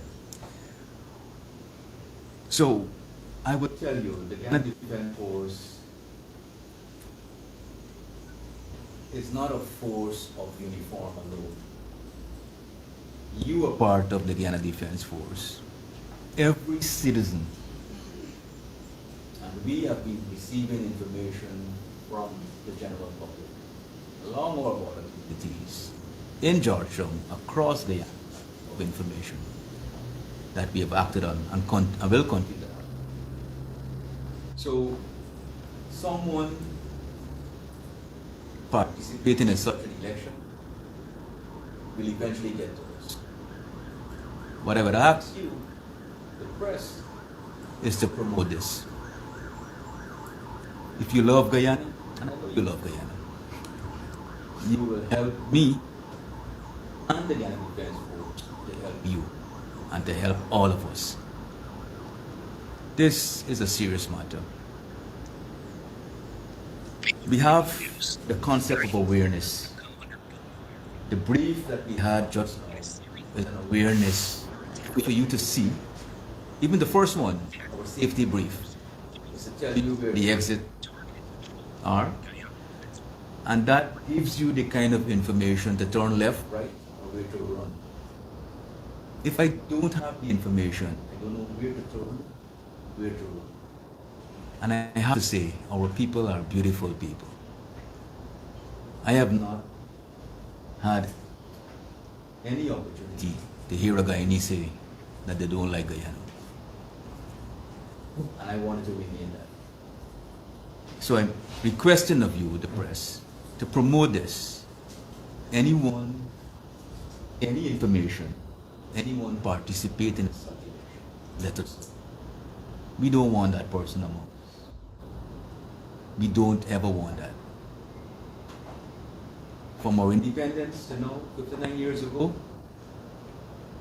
we were, are, and will continue to be a beautiful and peaceful people, all of it. I have an obligation.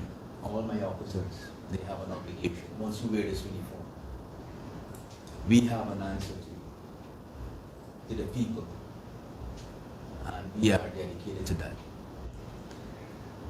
And if I should add, this rank I wear on my shoulder is not an authority over you or the populace. This rank I wear gives me the authority to manage the people under my command and the resources, to optimize and employ it and deploy it to serve you and protect you. And we can get better if you help me do that. But you must have you haven't answered the question. Say again? I don't think you answered the question. I'm asking what will the GDF do with Venezuelans who are living in Guyana, who across the border and vote in the elections and return back to Guyana? Well, we will know same thing. No, all you know with Yes. We got knowledge of it. We arrest you and deport you. Okay. Yes. Venezuelans, yes. You can't vote in a country of yours and come to our country and believe everything will be okay. No. I think we are peaceful enough to understand that we know where you're coming from, because for whatever reason and for a better mental nation. Yes.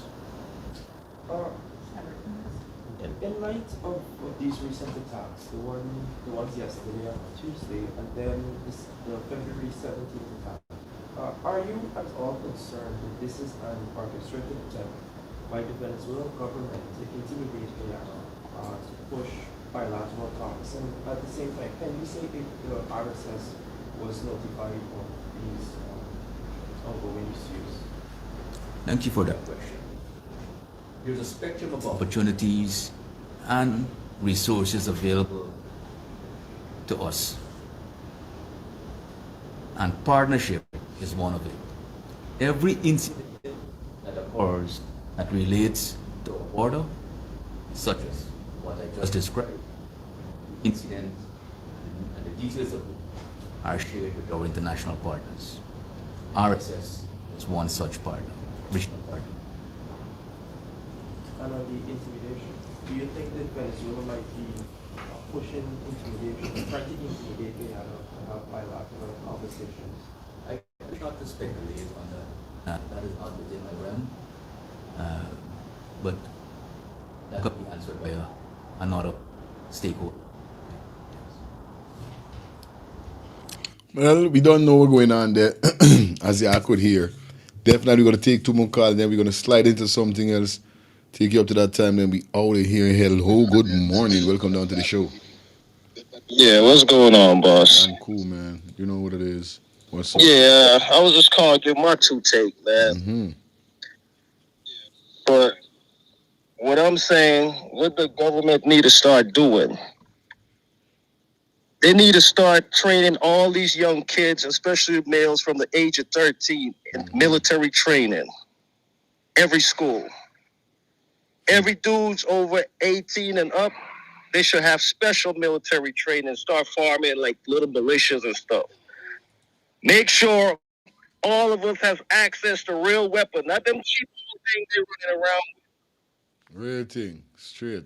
Also, take this oil money they wasting and share with their friends and brethren and them. Get a defense system like the Israelis.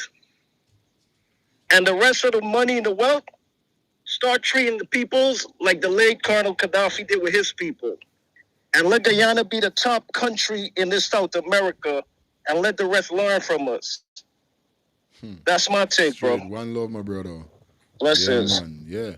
That make a lot of sense, but that's what I'm saying.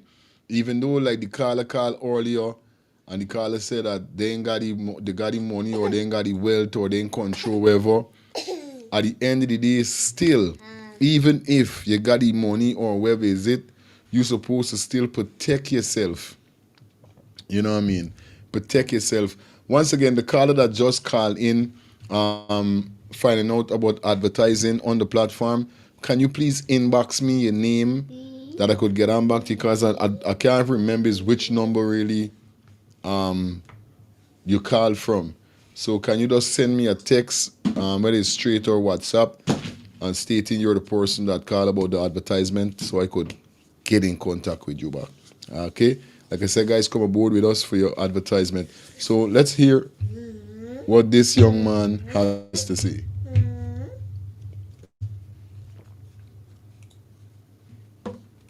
Guyana's water is a matter that should never be taken lightly at no time at all. The citizens of Guyana is not prepared or is not advocating for war. However, military conflict is being brought to our country by our neighbor, and we as a country has no alternative but to be prepared for the scenario that is being brought to us by Venezuela. There is nothing wrong or no shame in declaring a state of emergency immediately, and I hope that is an alternative that the government would look at. It tells international countries that you are seriously concerned about what is going on and that you desperately need help, especially at a time when your military is poorly equipped to handle the situation on the ground. Once more, there is nothing wrong in admitting the fact. Y'all just hear that? Did you guys hear? I can't even rewind it because it's not them one way could pull back the video. Did you just hear what he said? And he looked like he's in the military. They're not equipped on the ground. They ain't even equipped in the ear. They're not equipped on the ground, much less equipped in the ear. You hear that? Nobody in bad mind the soldiers them or hate them. But we know what's going on with these banners. We know what's going on. You hear what the man just now said? Let me rewind and come. Let me rewind. Venezuela's most recent incursion into Guyana's water is a matter that should never be taken lightly at no time at all. The citizens of Guyana is not prepared or is not advocating for war. However, military conflict is being brought to... Hear that the citizens of the is not prepared for war.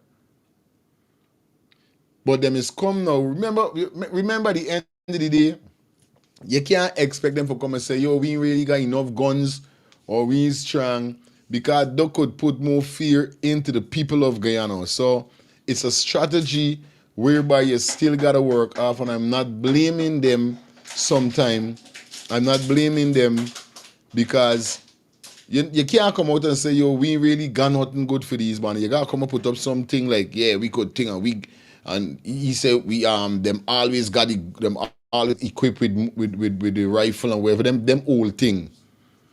You don't hear from me saying that, oh, all right, you know what I mean? We got the best, or we got power rifle or whatever, you know what I mean? We got proper ammunition and these kind of things. Let me feel good for beat with chest. Like, yeah, Guyana tough. Yeah. You know what I mean? We think tough, just like the caller just now say. Them had aircraft, helicopter, them had 6 missile shooter thing, you know them thing with them war. With them, yo, come on. Instead of you talking about bridge and all them thing, that is what we need to, this is what the government need to invest on. Making sure our defense force strong. Look, the other day, Jamaicans was sending soldiers to some part in Africa where they had the big shootout with the black African man, I forget his name. Not the president, the next one was fighting freedom. Jamaicans, when they had some Jamaican troops went there for help. You ever see anybody start to them want Guyana troops for come anywhere out to any country? Guyana troops could go inside Haiti and Russia, Iran, and them place who got them war. Them man would cloak up when them see them rifle and see them thing with them man using. Cause serious piece of weapon them man got. Is I telling you? Our country by our neighbor. And we as a country has no alternative but to be prepared for the scenario that is being brought to us by Venezuela. There is nothing wrong or no shame in declaring a state of emergency immediately. And I hope that is an alternative that the government would look at. It tells international countries that you are seriously concerned about what is going on and that you desperately need help, especially at a time when your military is poorly equipped to handle the situation on the ground. Once more, there is nothing wrong in admitting the fact. It is also clear that Venezuela is not satisfied with the International Arbitral Award that demarcated the boundary lines of our borders. Another very important point is our oil. Oil has been extremely important to Venezuela for those of us who know the economic background and the history of Venezuela. That has been their #1 economic resource. And the fact that ExxonMobil is drilling in our waters have provoked the Venezuelan authorities. It is time that the government of Guyana step up its military mandate and start to reinforce military support from international allies. We have gone past seeking a diplomatic solution. Venezuela have promised and have not kept their promise when their president and Guyana's president met for what we know as the Argyle Agreement in St. Vincent and Grenadines. It is clear that the Venezuelan is taking it to another level, and we need to be military.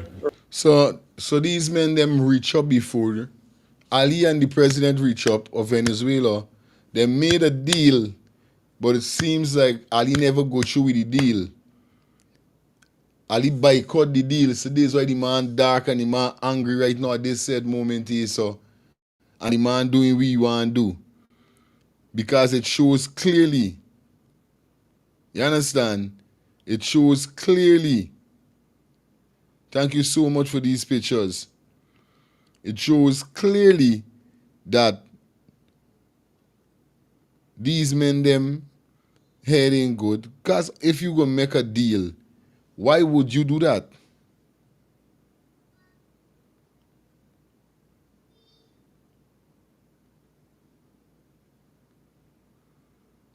You understand? Anyway, let me continue. Ready? We need to send that message to our international partners. The cry for help is there, and we desperately need those support. China is playing a big role in our country. We need their assistance militarily. Brazil is our neighbor. We need their assistance militarily. The USA has a big impact in our country. We need their assistance militarily. Let us not wait for Venezuela to move. Quick and fast, yeah, lifestyle. Blessings to you, brother. Man rising to everyone. You see, we got to come with reality, you know. Understand? And especially the Indians in Guyana. When reality kick in, understand me, it's going to be very, very, very terrible, you know. Understand? Now, as you say, understand, we watch your language, but I would like to use the word shitty, so excuse me for whoever still don't like it. All right. Okay, you need to wake up and see how shitty your government is. Really, really, really look at it. For real, Guyanese, wake up and see what's going on. You guys got the weakest everything in the Caribbean.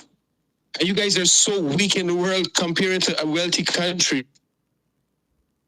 These guys don't care about you people, so how could they keep a deal? As you were saying earlier, that Travis asked this guy a question, and he can't even answer it. He's not answering it. He can't answer it. And look, later down now in the interview, someone else is asking him something, and the person you've had to turn around and say that, I didn't ask you that. Really? So for the whole interview, even the people right there that is interviewing the guy, they have to remind him, but that's not the question.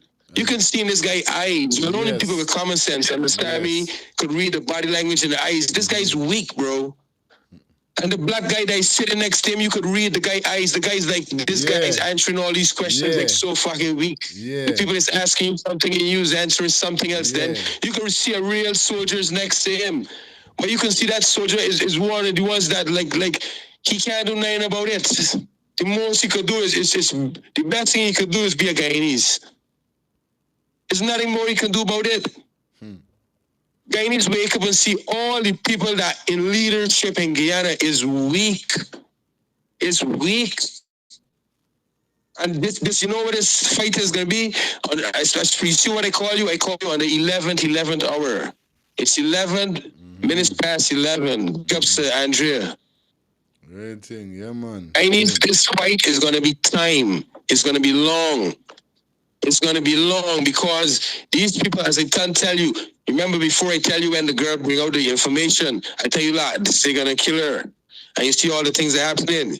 You say, tell you the other day, these people is going to rig the election. So when the election rig and all those things, guys, still got to be fighting, You see, this is going to be a long battle. I don't know how long it's going to pay out for you guys. But Guyanese is who got to fight this fight by boycotting and coming together. Coming together, because look at everything.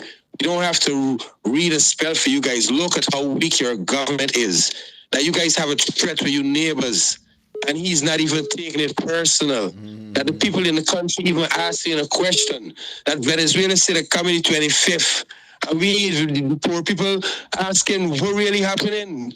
Because we study for run out the country, we don't know what to do because you all them family done out the country. All of them family done out the country. Look at this guy, he's a Guyanese and he's talking facts. It's not only lies, it's facts talking. Straight facts. Guyanese, wake up and see the facts that are happening. Please, people, we in the outer world, we begging you. Whether we're Guyanese, whether we're Jamaicans, whether we're Vinci, Trinidadians, Barbadians, we are asking Guyanese to wake up. Understand? Wake up for real, because Guyana is the only Caribbean country with this racist thing. No other Caribbean country is not with this racist thing. Respect. So you guys need to wake up. Yeah, man. All right, my brother. Hello, good morning. Hi, good morning. Yes, brother. Yeah, calling back again from New York. Yeah, in regards of the military on the Venezuelan. If you have Venezuela right now in Guyana are just walking around free, and you at war with the public. You're at war with the public, with a country, in fact, and you have citizens of that country not legally in that country. You're supposed to round all those people up. You don't know who the spies that give sending back information to Maburu. They give information, location of president and leaders and all that stuff that was going on in the country. That's you are being invaded from internal, and you don't realize you're being invaded from internal, much as external. And then you don't have to wait until to be invaded to declare state of emergency.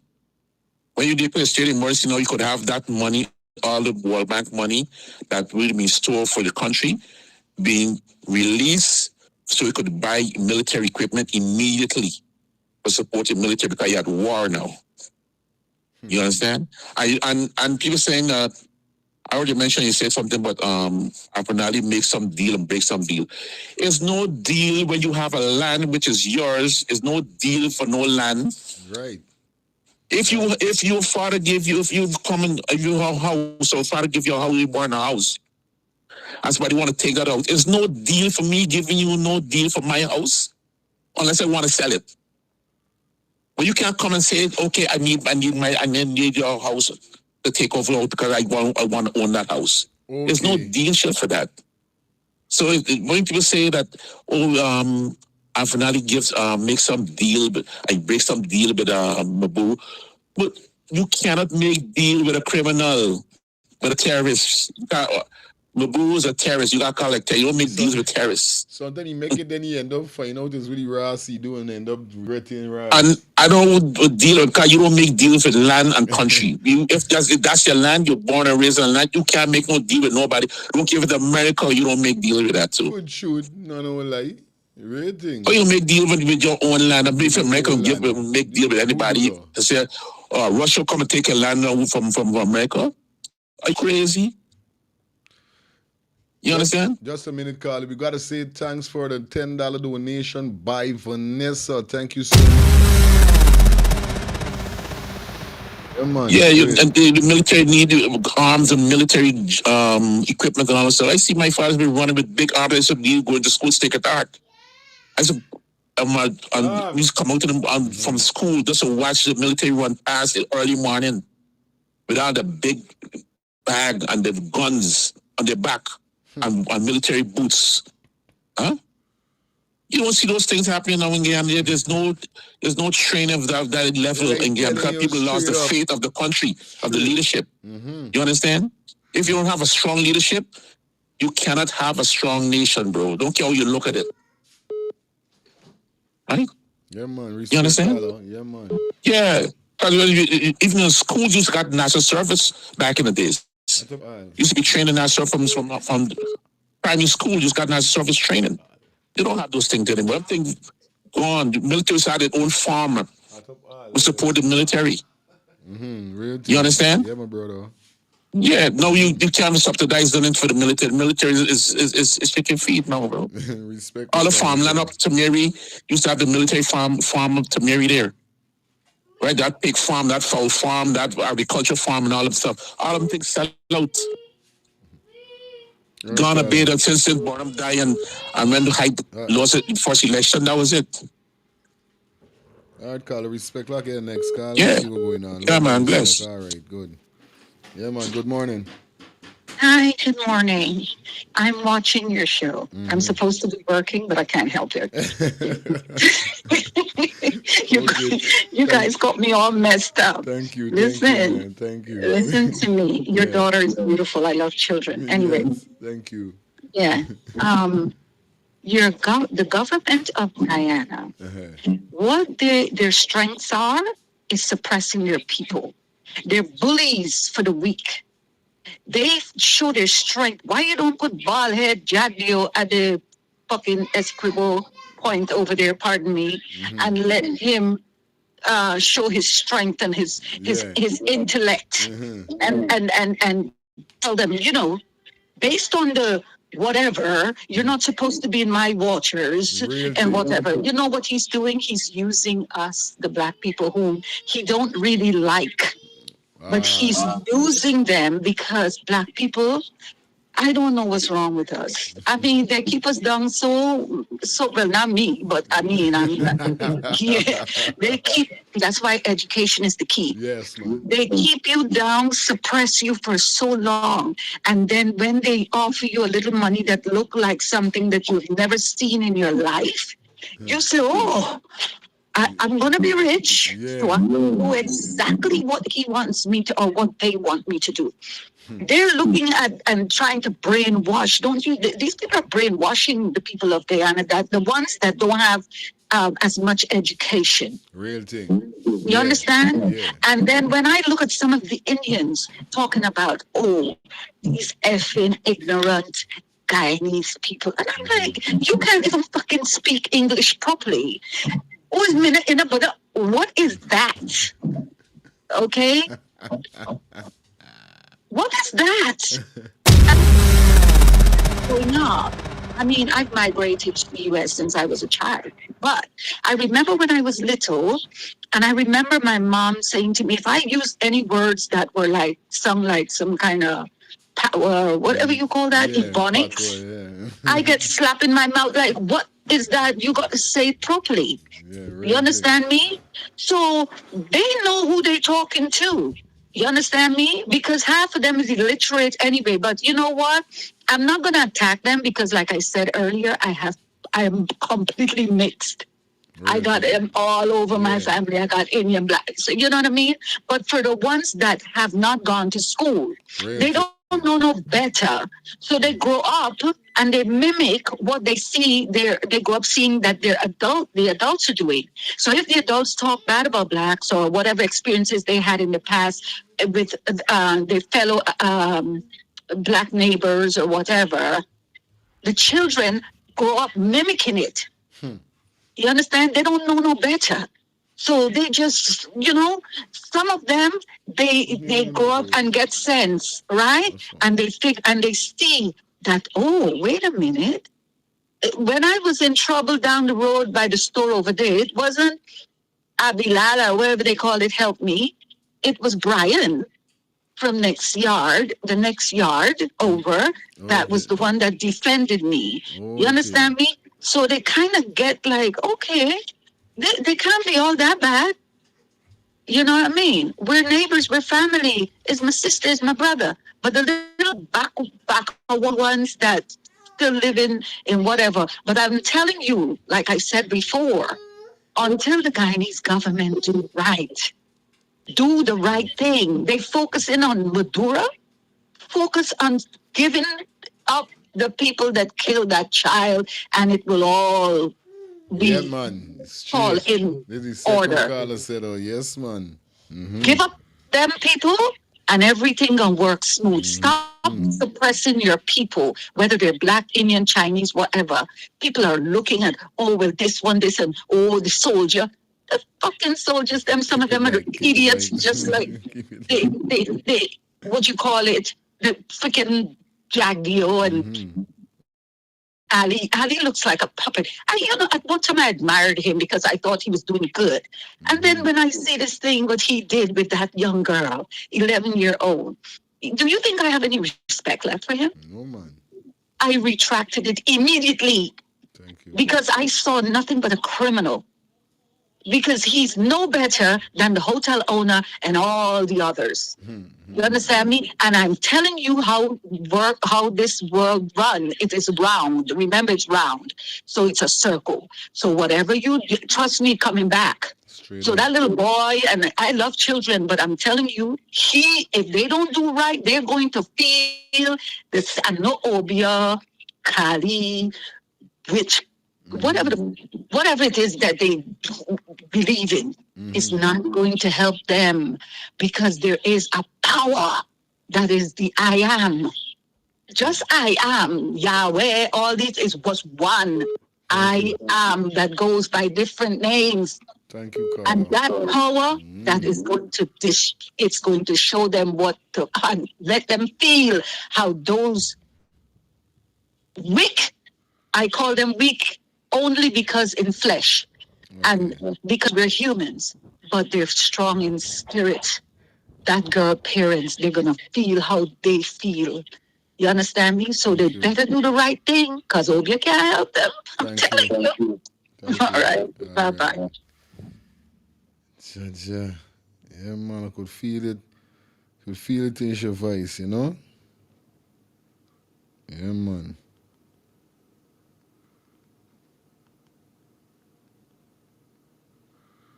Yeah, let me take two more calls.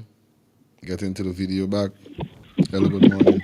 Good morning. Good morning. I must say I am happy to tune into your program today. It's the first time I've gotten to you. I didn't even know you existed. Anyway, quickly to the point. My husband was he's deceased recently, and he was an intel officer in the Army until he retired honorable discharge. He was a Marine to be exact. I know the training that they had. I also went to university and served in national service and was well trained in military. You hear me? So I don't know what they're speaking about, But as everything, as the lady said before, God has a hand in this. Because the first bomb that Venezuela dropped on Guyana, all the stolen money that's all around will disappear. You hear me? And they're running as a skelter might end up begging on the road just like anybody else. Because that's how God works. Okay? Thank you, sis. I saw the ineptitude of the person who they said is chief of staff. They gotta look for people like Pilgrim. They gotta look for people like Norma McLean, Joe Singh, and those guys who are military people. And you always seen some big belly officers and said that they could defend anyway. They can't even run a good 50 yards. No, you don't hear anything about the marathon runners. My husband used to go from night and into the barracks and run next morning 26 miles. You understand me? Run and shoot. He was a marksman. They used to call him One Eye Willie. You hear me? Because since he turned a weapon, it's straight to your headshot. You hear me? They got a kind of training now than talking about people in the camouflage uniform. This is modern days, as Obama had told one of those people who he went up against the car. I won't call his name because he's dead and I respect him. He said there's not a day with hearts and soldier running with spears. Huh? They don't even have to come into Essequibo. They could stay from Venezuela and shoot. So I let us stop thinking stupidness. As the guy said, negotiate. Because America comes in, you're not going to get them out. That's why Traore had to get the Americans and the French out of this country. Because what they're coming for is what we want. And we're not getting. So I am sorry I'm a patriotic Guyanese, but if it got to be like that, we ain't going to get nothing. Whenever all of these suffer and go back to cold pot. All right? Because this is nonsense. Okay? This is nonsense, and it's time they get sleepless nights. All right. All right. All right, let me jump back into the video. Hear what the brother's saying. And then we're gonna collect some call. No call for now, guys. Let's see what's going on. Finish out. Move in and try to seize any of those oil rig or those FPSO out in the Atlantic. I strongly believe that is one of their motivation. I will be following this issue more closely and giving you more updates. Thank you, Guyana. Venezuela. And I'm telling you, you know what I mean? It's crazy at this said moment here, you know? It's very, very crazy. And it's a very serious situation with this Venezuela and Maduro trying for, like, this man heading good. This is what he's saying to me, Seb, is like, it's either he noticed himself that Guyana Defense Force is not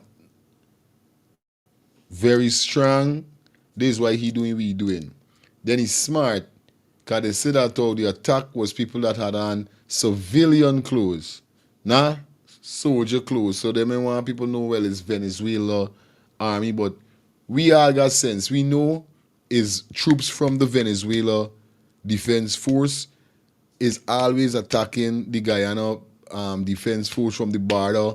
The people them will kill, but they're not going to come in their clothes. They're going to come in civilian clothes. But these men them, how these men them is do the work, you know that these is not no normal men that do no killing. These is banner that know their self. You know what I mean? Know their self, equip and know going on. So obviously they are a part of the Venezuela Defense Force. So that's what I'm saying. Look, I show a video whereby, let me see if I could find this video, whereby they got a vessel strolling inside our waters. You know what I mean? Like them head ain't good. Right here. You know what I mean? Strolling in we water. This is the vessel there. You know what I mean? Look how much soldier there. There's in we waters, you know.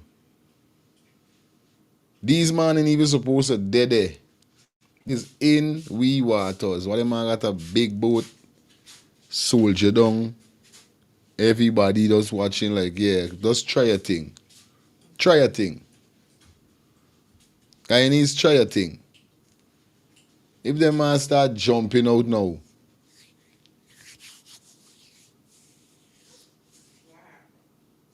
you know what I mean?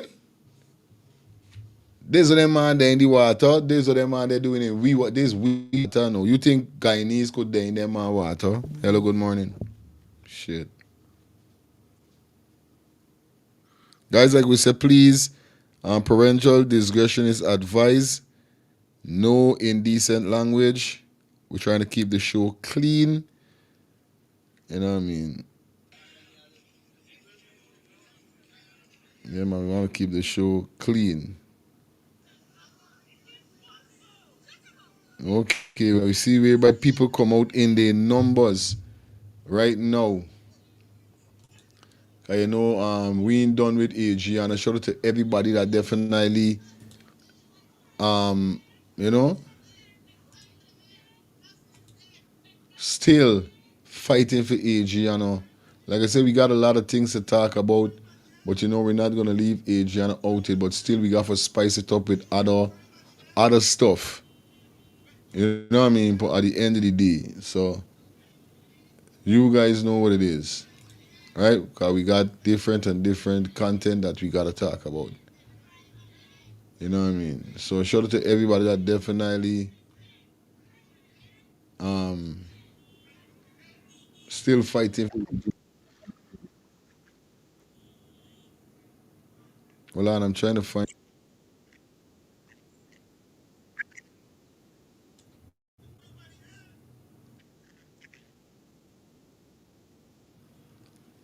All right. Let me take two more calls. Hello, good morning. Yeah, that's greetings, Papa. Yes, man. How is everything? I like the comments, man. I like sitting down and listening to you, and I have your narrative. Yeah, man. Oh, it's like what me take on this, man. I watching this thing. This whole thing, is like, this thing come about now with Venezuela and this thing, this thing, is a big thing we got to look at because we ain't got nothing to represent ourselves. And if them two idiots on the thing there now try to get something to put it together, them man put it together, them man just tear we up apart. Them man tear we up apart because Ali Belly dog them the foreign. And the shape they are in there. I telling you, straight So up. it really start for even Venezuela there right about now. But I want to one time Venezuela help me, another time Venezuela coming for fight me. Right. Turn on your TV for me.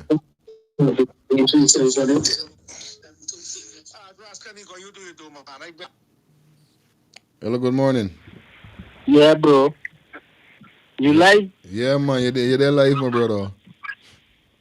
Hey, what's up? My take with Venezuela, I can tell you this is, them man don't care about the government, them don't care about that because right now, they're looking for anything for happen to stay in power. Because anything, if Venezuela attack we, they're going to grab because they're going to call off the election. And the thing is, it with them, they was in power so long, they never even buy a proper helicopter. You see? Number two, when Trump was in power the last time, Mike Pompeo visited them, asked them if they need anything. You know what the president asked Mike Pompeo for? For catfish slicing.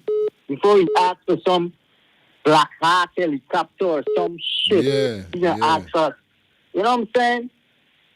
Straight. That man is really make Guyanese look like these stupid. I don't know what is wrong with these people, bro.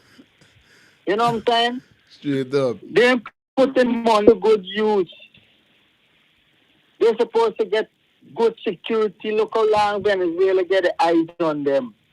They're supposed to get at least a proper helicopter, a wire plane or something, a nice jet. You know what I'm saying? They're just wasting the money, buying things for themselves.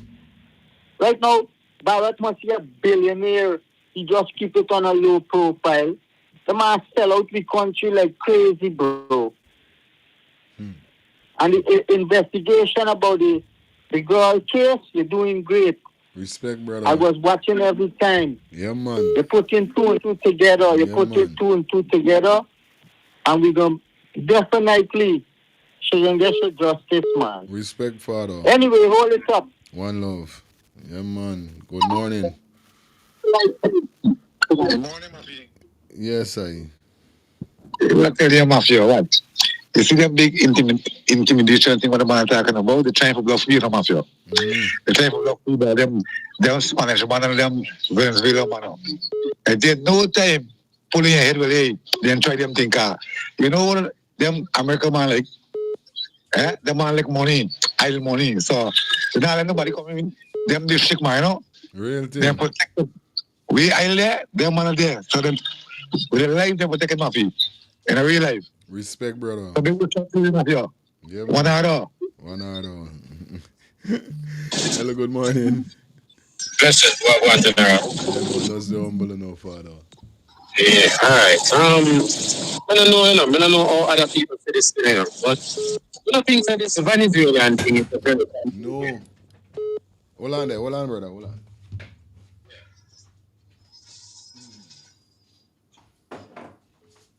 Alright. Yeah, man, go ahead.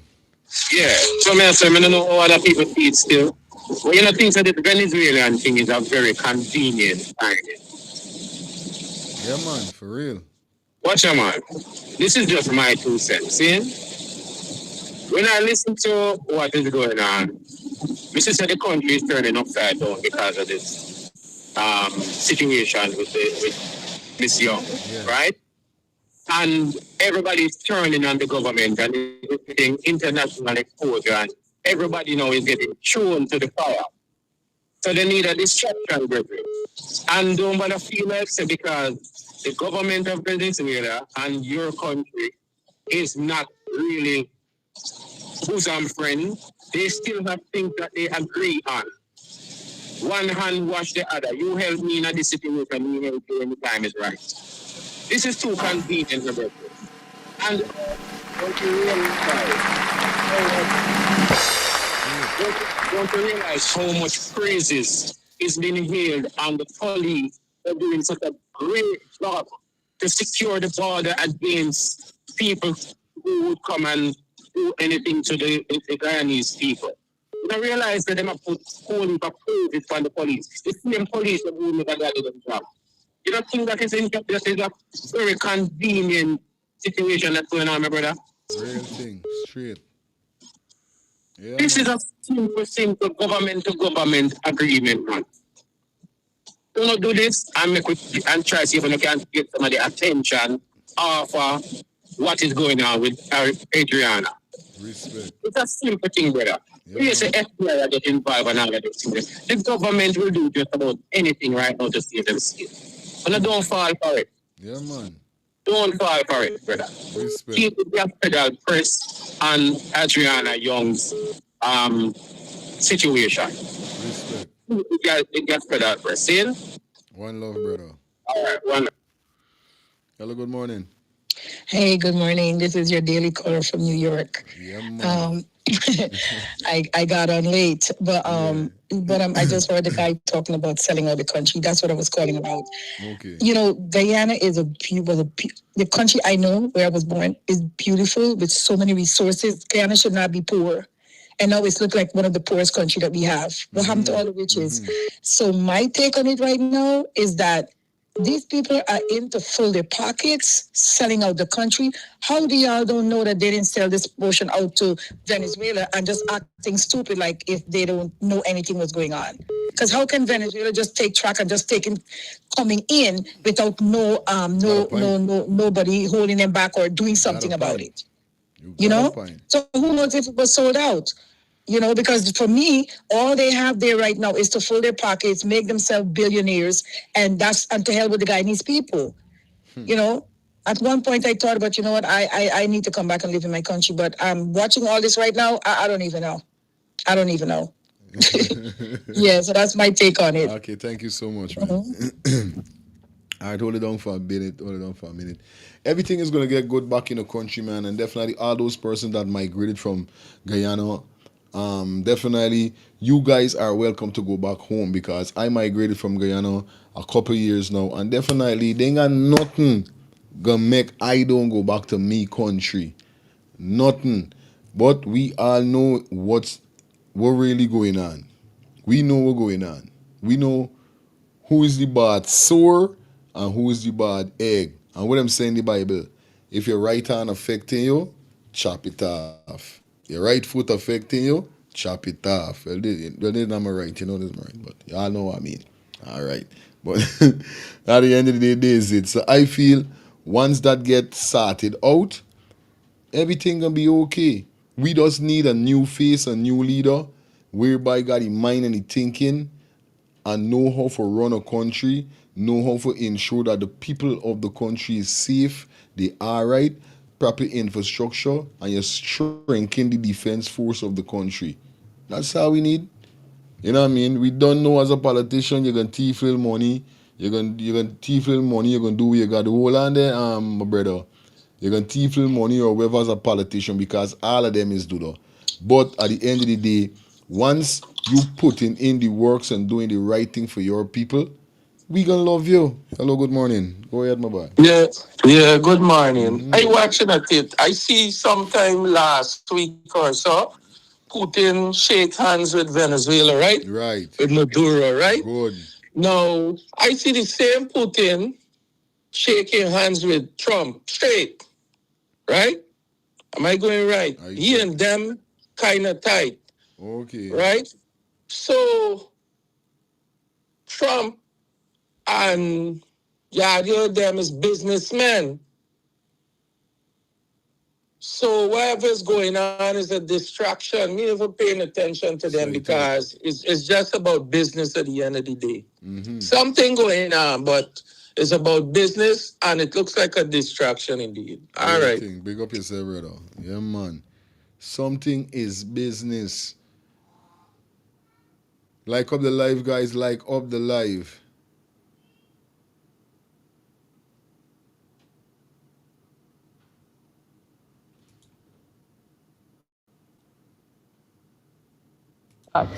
Here's a report.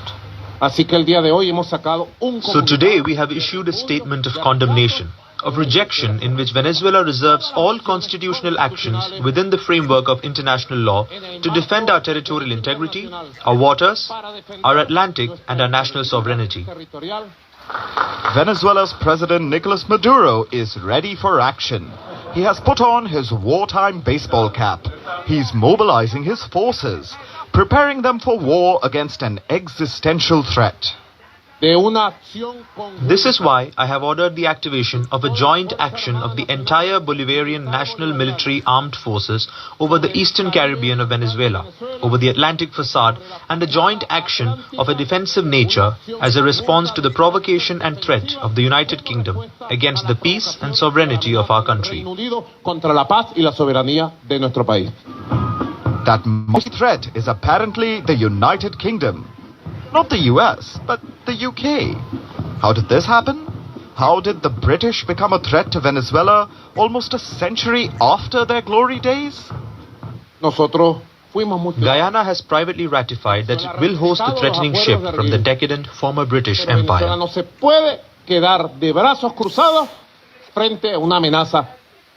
The threatening ship is a British warship being sent to Guyana.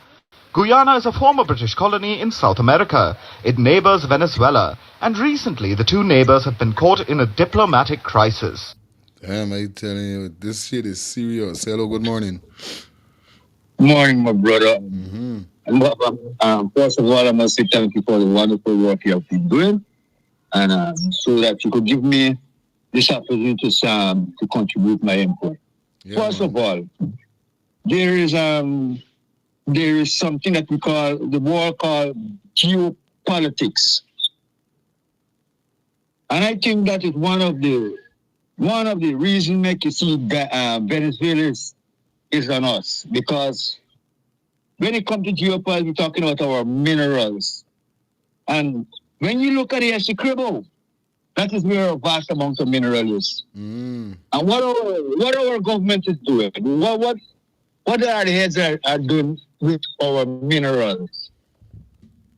Where does it go? Does the nation have it? No. So I might believe that is one of the reasons, one of the things that Venezuela is on us, because remember, Venezuela and America and the West, they're at it for a while now. And Guyana with so much of wealth, sharing with the Americans, when they say that's can't go, we will not encourage that. America is so close to us, taking all these wealth. So I think that's one of our reasons make us see Venezuela step up because of our wealth that we have in the Essequibo. Yeah, remember, Father. That's how we Respect. Thank you, man. Quick and fast, guys. 2 minute quick and fast. It's over land, an area known as Essequibo. Essequibo makes up almost 3/4 of Guyana. The area is rich in resources, including oil. It has been governed by Guyana for decades, but Venezuela claims the entire region for itself. It says Essequibo was stolen by the British all the way back in the 1800s, and Caracas has tried to take the region back diplomatically for years. But this year, Maduro got tired of waiting. Instead, he held a referendum. He asked his citizens if they should just start handing out Venezuelan passports to the people of Essequibo. And almost 100% of the people voted yes. Those who showed up to vote anyway. The voter turnout is disputed. Maduro and our national sovereignty. Venezuela's President Nicolas Maduro is ready for action. He has put on his wartime baseball cap. He's mobilizing his forces, preparing them for war against an existential threat.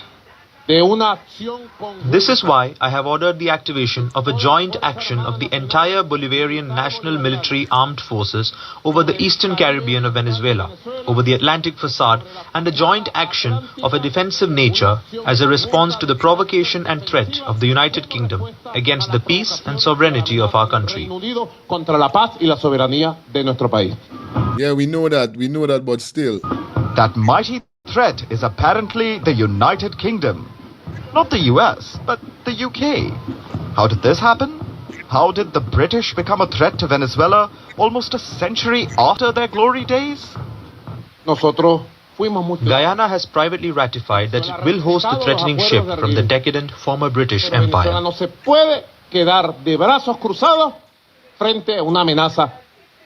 The threatening ship is a British warship being sent to Guyana. Guyana is a former British colony in South America. It neighbors Venezuela, and recently the two neighbors have been caught in a diplomatic crisis. It's over land, an area known as Essequibo. Essequibo makes up almost 3/4 of Guyana. The area is rich in resources, including oil. It has been governed by Guyana for decades, but Venezuela claims the entire region for itself. It says Essequibo was stolen by the British all the way back in the 1800s, and Caracas has tried to take the region back diplomatically for years. But this year, Maduro got tired of waiting. Instead, he held a referendum. He asked his citizens if they should just start handing out Venezuelan passports to the people of Essequibo. And almost 100% of the people voted yes. That's crazy. This is the part of the one. This man here ain't good. Even if it is an old thing, I now hearing what's going on here. So it's an old for me. And I know it's an old for a lot of my viewers. You understand? This man Maduro head ain't good. He head ain't good at all. Those who showed up to vote anyway. The voter turnout is disputed. Maduro and his allies say that over 51% of eligible people voted. His opponents say the turnout was about 10%. Not really a thumping endorsement for his cause. Because people know it's chauvinist. Enough people not gonna go out and do the because people don't see that, yo, this man is so he crazy. He head ain't good. Hello, good morning. Something wrong. Hi, good morning. Yes, go ahead. Let me turn on my TV a little bit. Yeah, do that for me, please. Okay. So, I just want to say, I'm a Guyanese, but I don't live in Guyana. Okay. I think I turned this TV later. Yeah, I'm a Guyanese living in Guyana. I'm not in Guyana actually, but I think Guyanese need to raise prayers. They need to get up and pray because I'm a Christian, right? And what I know, we do not fight against flesh and blood. I know we need the army, we need the police, we need all who we need. But at the end of the day, God is in control. Jehovah God is in control no matter what. You understand? And for these people to sit back and just watch this happen like this is really crazy. And I think no matter what, as long as they get up and start to pray, get on their knees and pray, that's the local people, because they ain't got no guns to fight. Fight with what you have, use what you have. You know what I mean? There's no giant that could come against God's word. And when we Guyanese get to understand that, we're gonna know that we can conquer anything because the land belongs to us. And because it belongs to us, we are praying for what belongs to us. We are fighting a battle that we could win in the spirit. We don't have to fight them fleshly. We don't have to go there with guns and they're playing in the water and all of that strippiness that they're doing there. You understand? All of that they're doing is just camouflage right now. Real thing. But what I want to do, I want to send you a prayer, right? Yes. I'm able to text you a prayer that you can put on your show, right? But what you can do, you can either put it in voice or you can put it in words. When I'm finished, I'm gonna send you. I'm gonna text it to you. Is that okay? No problem, man. I never refuse God. Never refuse. All right. God. Save my number, and I'm gonna talk to you later. Okay, just hit me up in the inbox with your name, and I'm gonna do that. Okay, sir. Thank you so much. No problem. All right. Hello, good morning. Good morning. Yes. Okay. Good morning. Let me turn on. Yes, can you turn it on for me? Let me turn on the still. Manners and respect, eh? I'll tell you something. You see this Guyana, it is blessed, and this is God's country. And I'm talking to you, I carry no fear in my heart that what as Maduro trying to do, this is God's country. And it is written in the Bible that this country we call Guyana, God is protecting it. 100% He is protecting it. What the enemy planning to do, you watch how we're going to disarrange them. Watch how he's going to disarrange them. I have no fear in me heart for Venezuela. Because I know God is good. Respect. Trust me. Man. And without God, man is nothing. And he gave man dominion over everything. Man shall not carry fear for another man. You understand? Yeah, man. So, there's me topic. Thank you. Thank you. All right. There's your input. I don't know what you mean. Yeah, man. That is it. No fear. No fear. Wait a minute, Carla. Just a minute, Carla. Hold on. And this is why he's saying, at the end of the day, right? If we live under sea level so long, and God got we back, I know God got we back with this. Hello, good morning. Yes, God does. My apologies for swearing earlier on the phone. Yeah. But again, like I said, you have me captivated with your show. Yeah, so man. I can't help it. I'm working and multitasking. You good. But thank you. But the thing is, what I'm trying to say, don't forget, you got the devil ruling Guyana. Yeah. If you got the devil in control, don't we have to destroy? You think God is powerful? God does have Guyana back, but you got to get rid of the devil.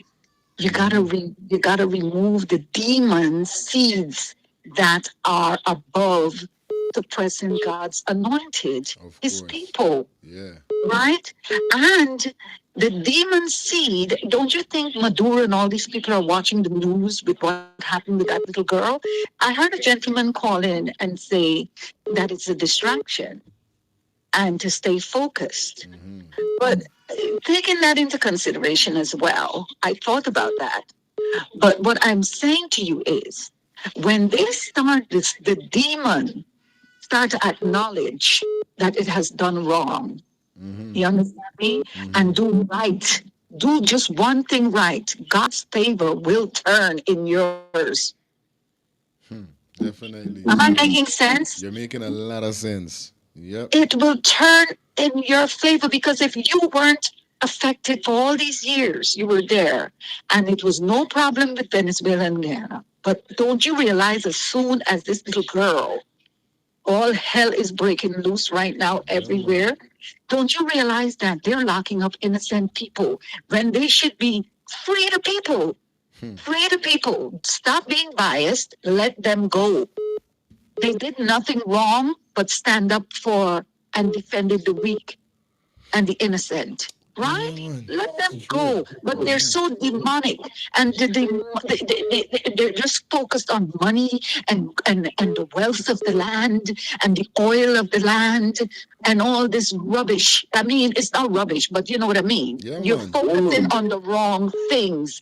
Let us now show God that, okay, I'm going to start doing the right thing and watch how amazing things are going to work out. Watch the chain reaction happen. And don't forget this call, you know. No, man. I want you to remember it because when things start to unravel and fix itself, when God starts to fix things, remember this call and remember the man that told you before as well. Remember the man that said, don't lose focus because it's all a chain reaction, right? Thank you. Okay, thank you. All right, guys. It's coming to the time for me to pull long the curtain. It's 2 minutes to 12. Definitely was a pleasure being here with you guys. You know what's up. You know how we're doing it. Like I said, man, shout out to all of the new subscribers. We're gonna be back here tonight. You know, I gotta come and give y'all an hour in the evening. Definitely. So shout out to everybody that definitely call in. I'm definitely gonna take one last call, and we come to that conclusion to end the show. All right, guys. So you know what it is. Hello, good morning. Yes, good morning to you. The same God that everybody's speaking about. Tell us. Good morning. Yes, you're on live. You're here. Yes, the same God that everybody's speaking about. He tell us faith without works is dead. Right? And he also said in his word, if my people that call by my name shall turn from their wicked ways, I will hear your cry and I will heal your land. So from the top, have to repent. It's not just about me and you. If we have a chain and the main part from the chain missing, it cannot stay on our neck. So it starts from the top. So we have to call on the leaders them to repent from the wicked ways. Bye. Okay, guys, that was it. That was it. That was it. That was it. Yeah, man, that was it. Once again, man, I want to shout out to everybody that definitely check out. Like I said, we're going to be back here in the evening. You know how it goes already. You know, but definitely thank everybody that came out. You know what I mean? Like we said, justice for Adriana, and we're not gonna stop saying that. Oh my God! Wow, watch at this what I just got, viewers and subscribers. This is huge.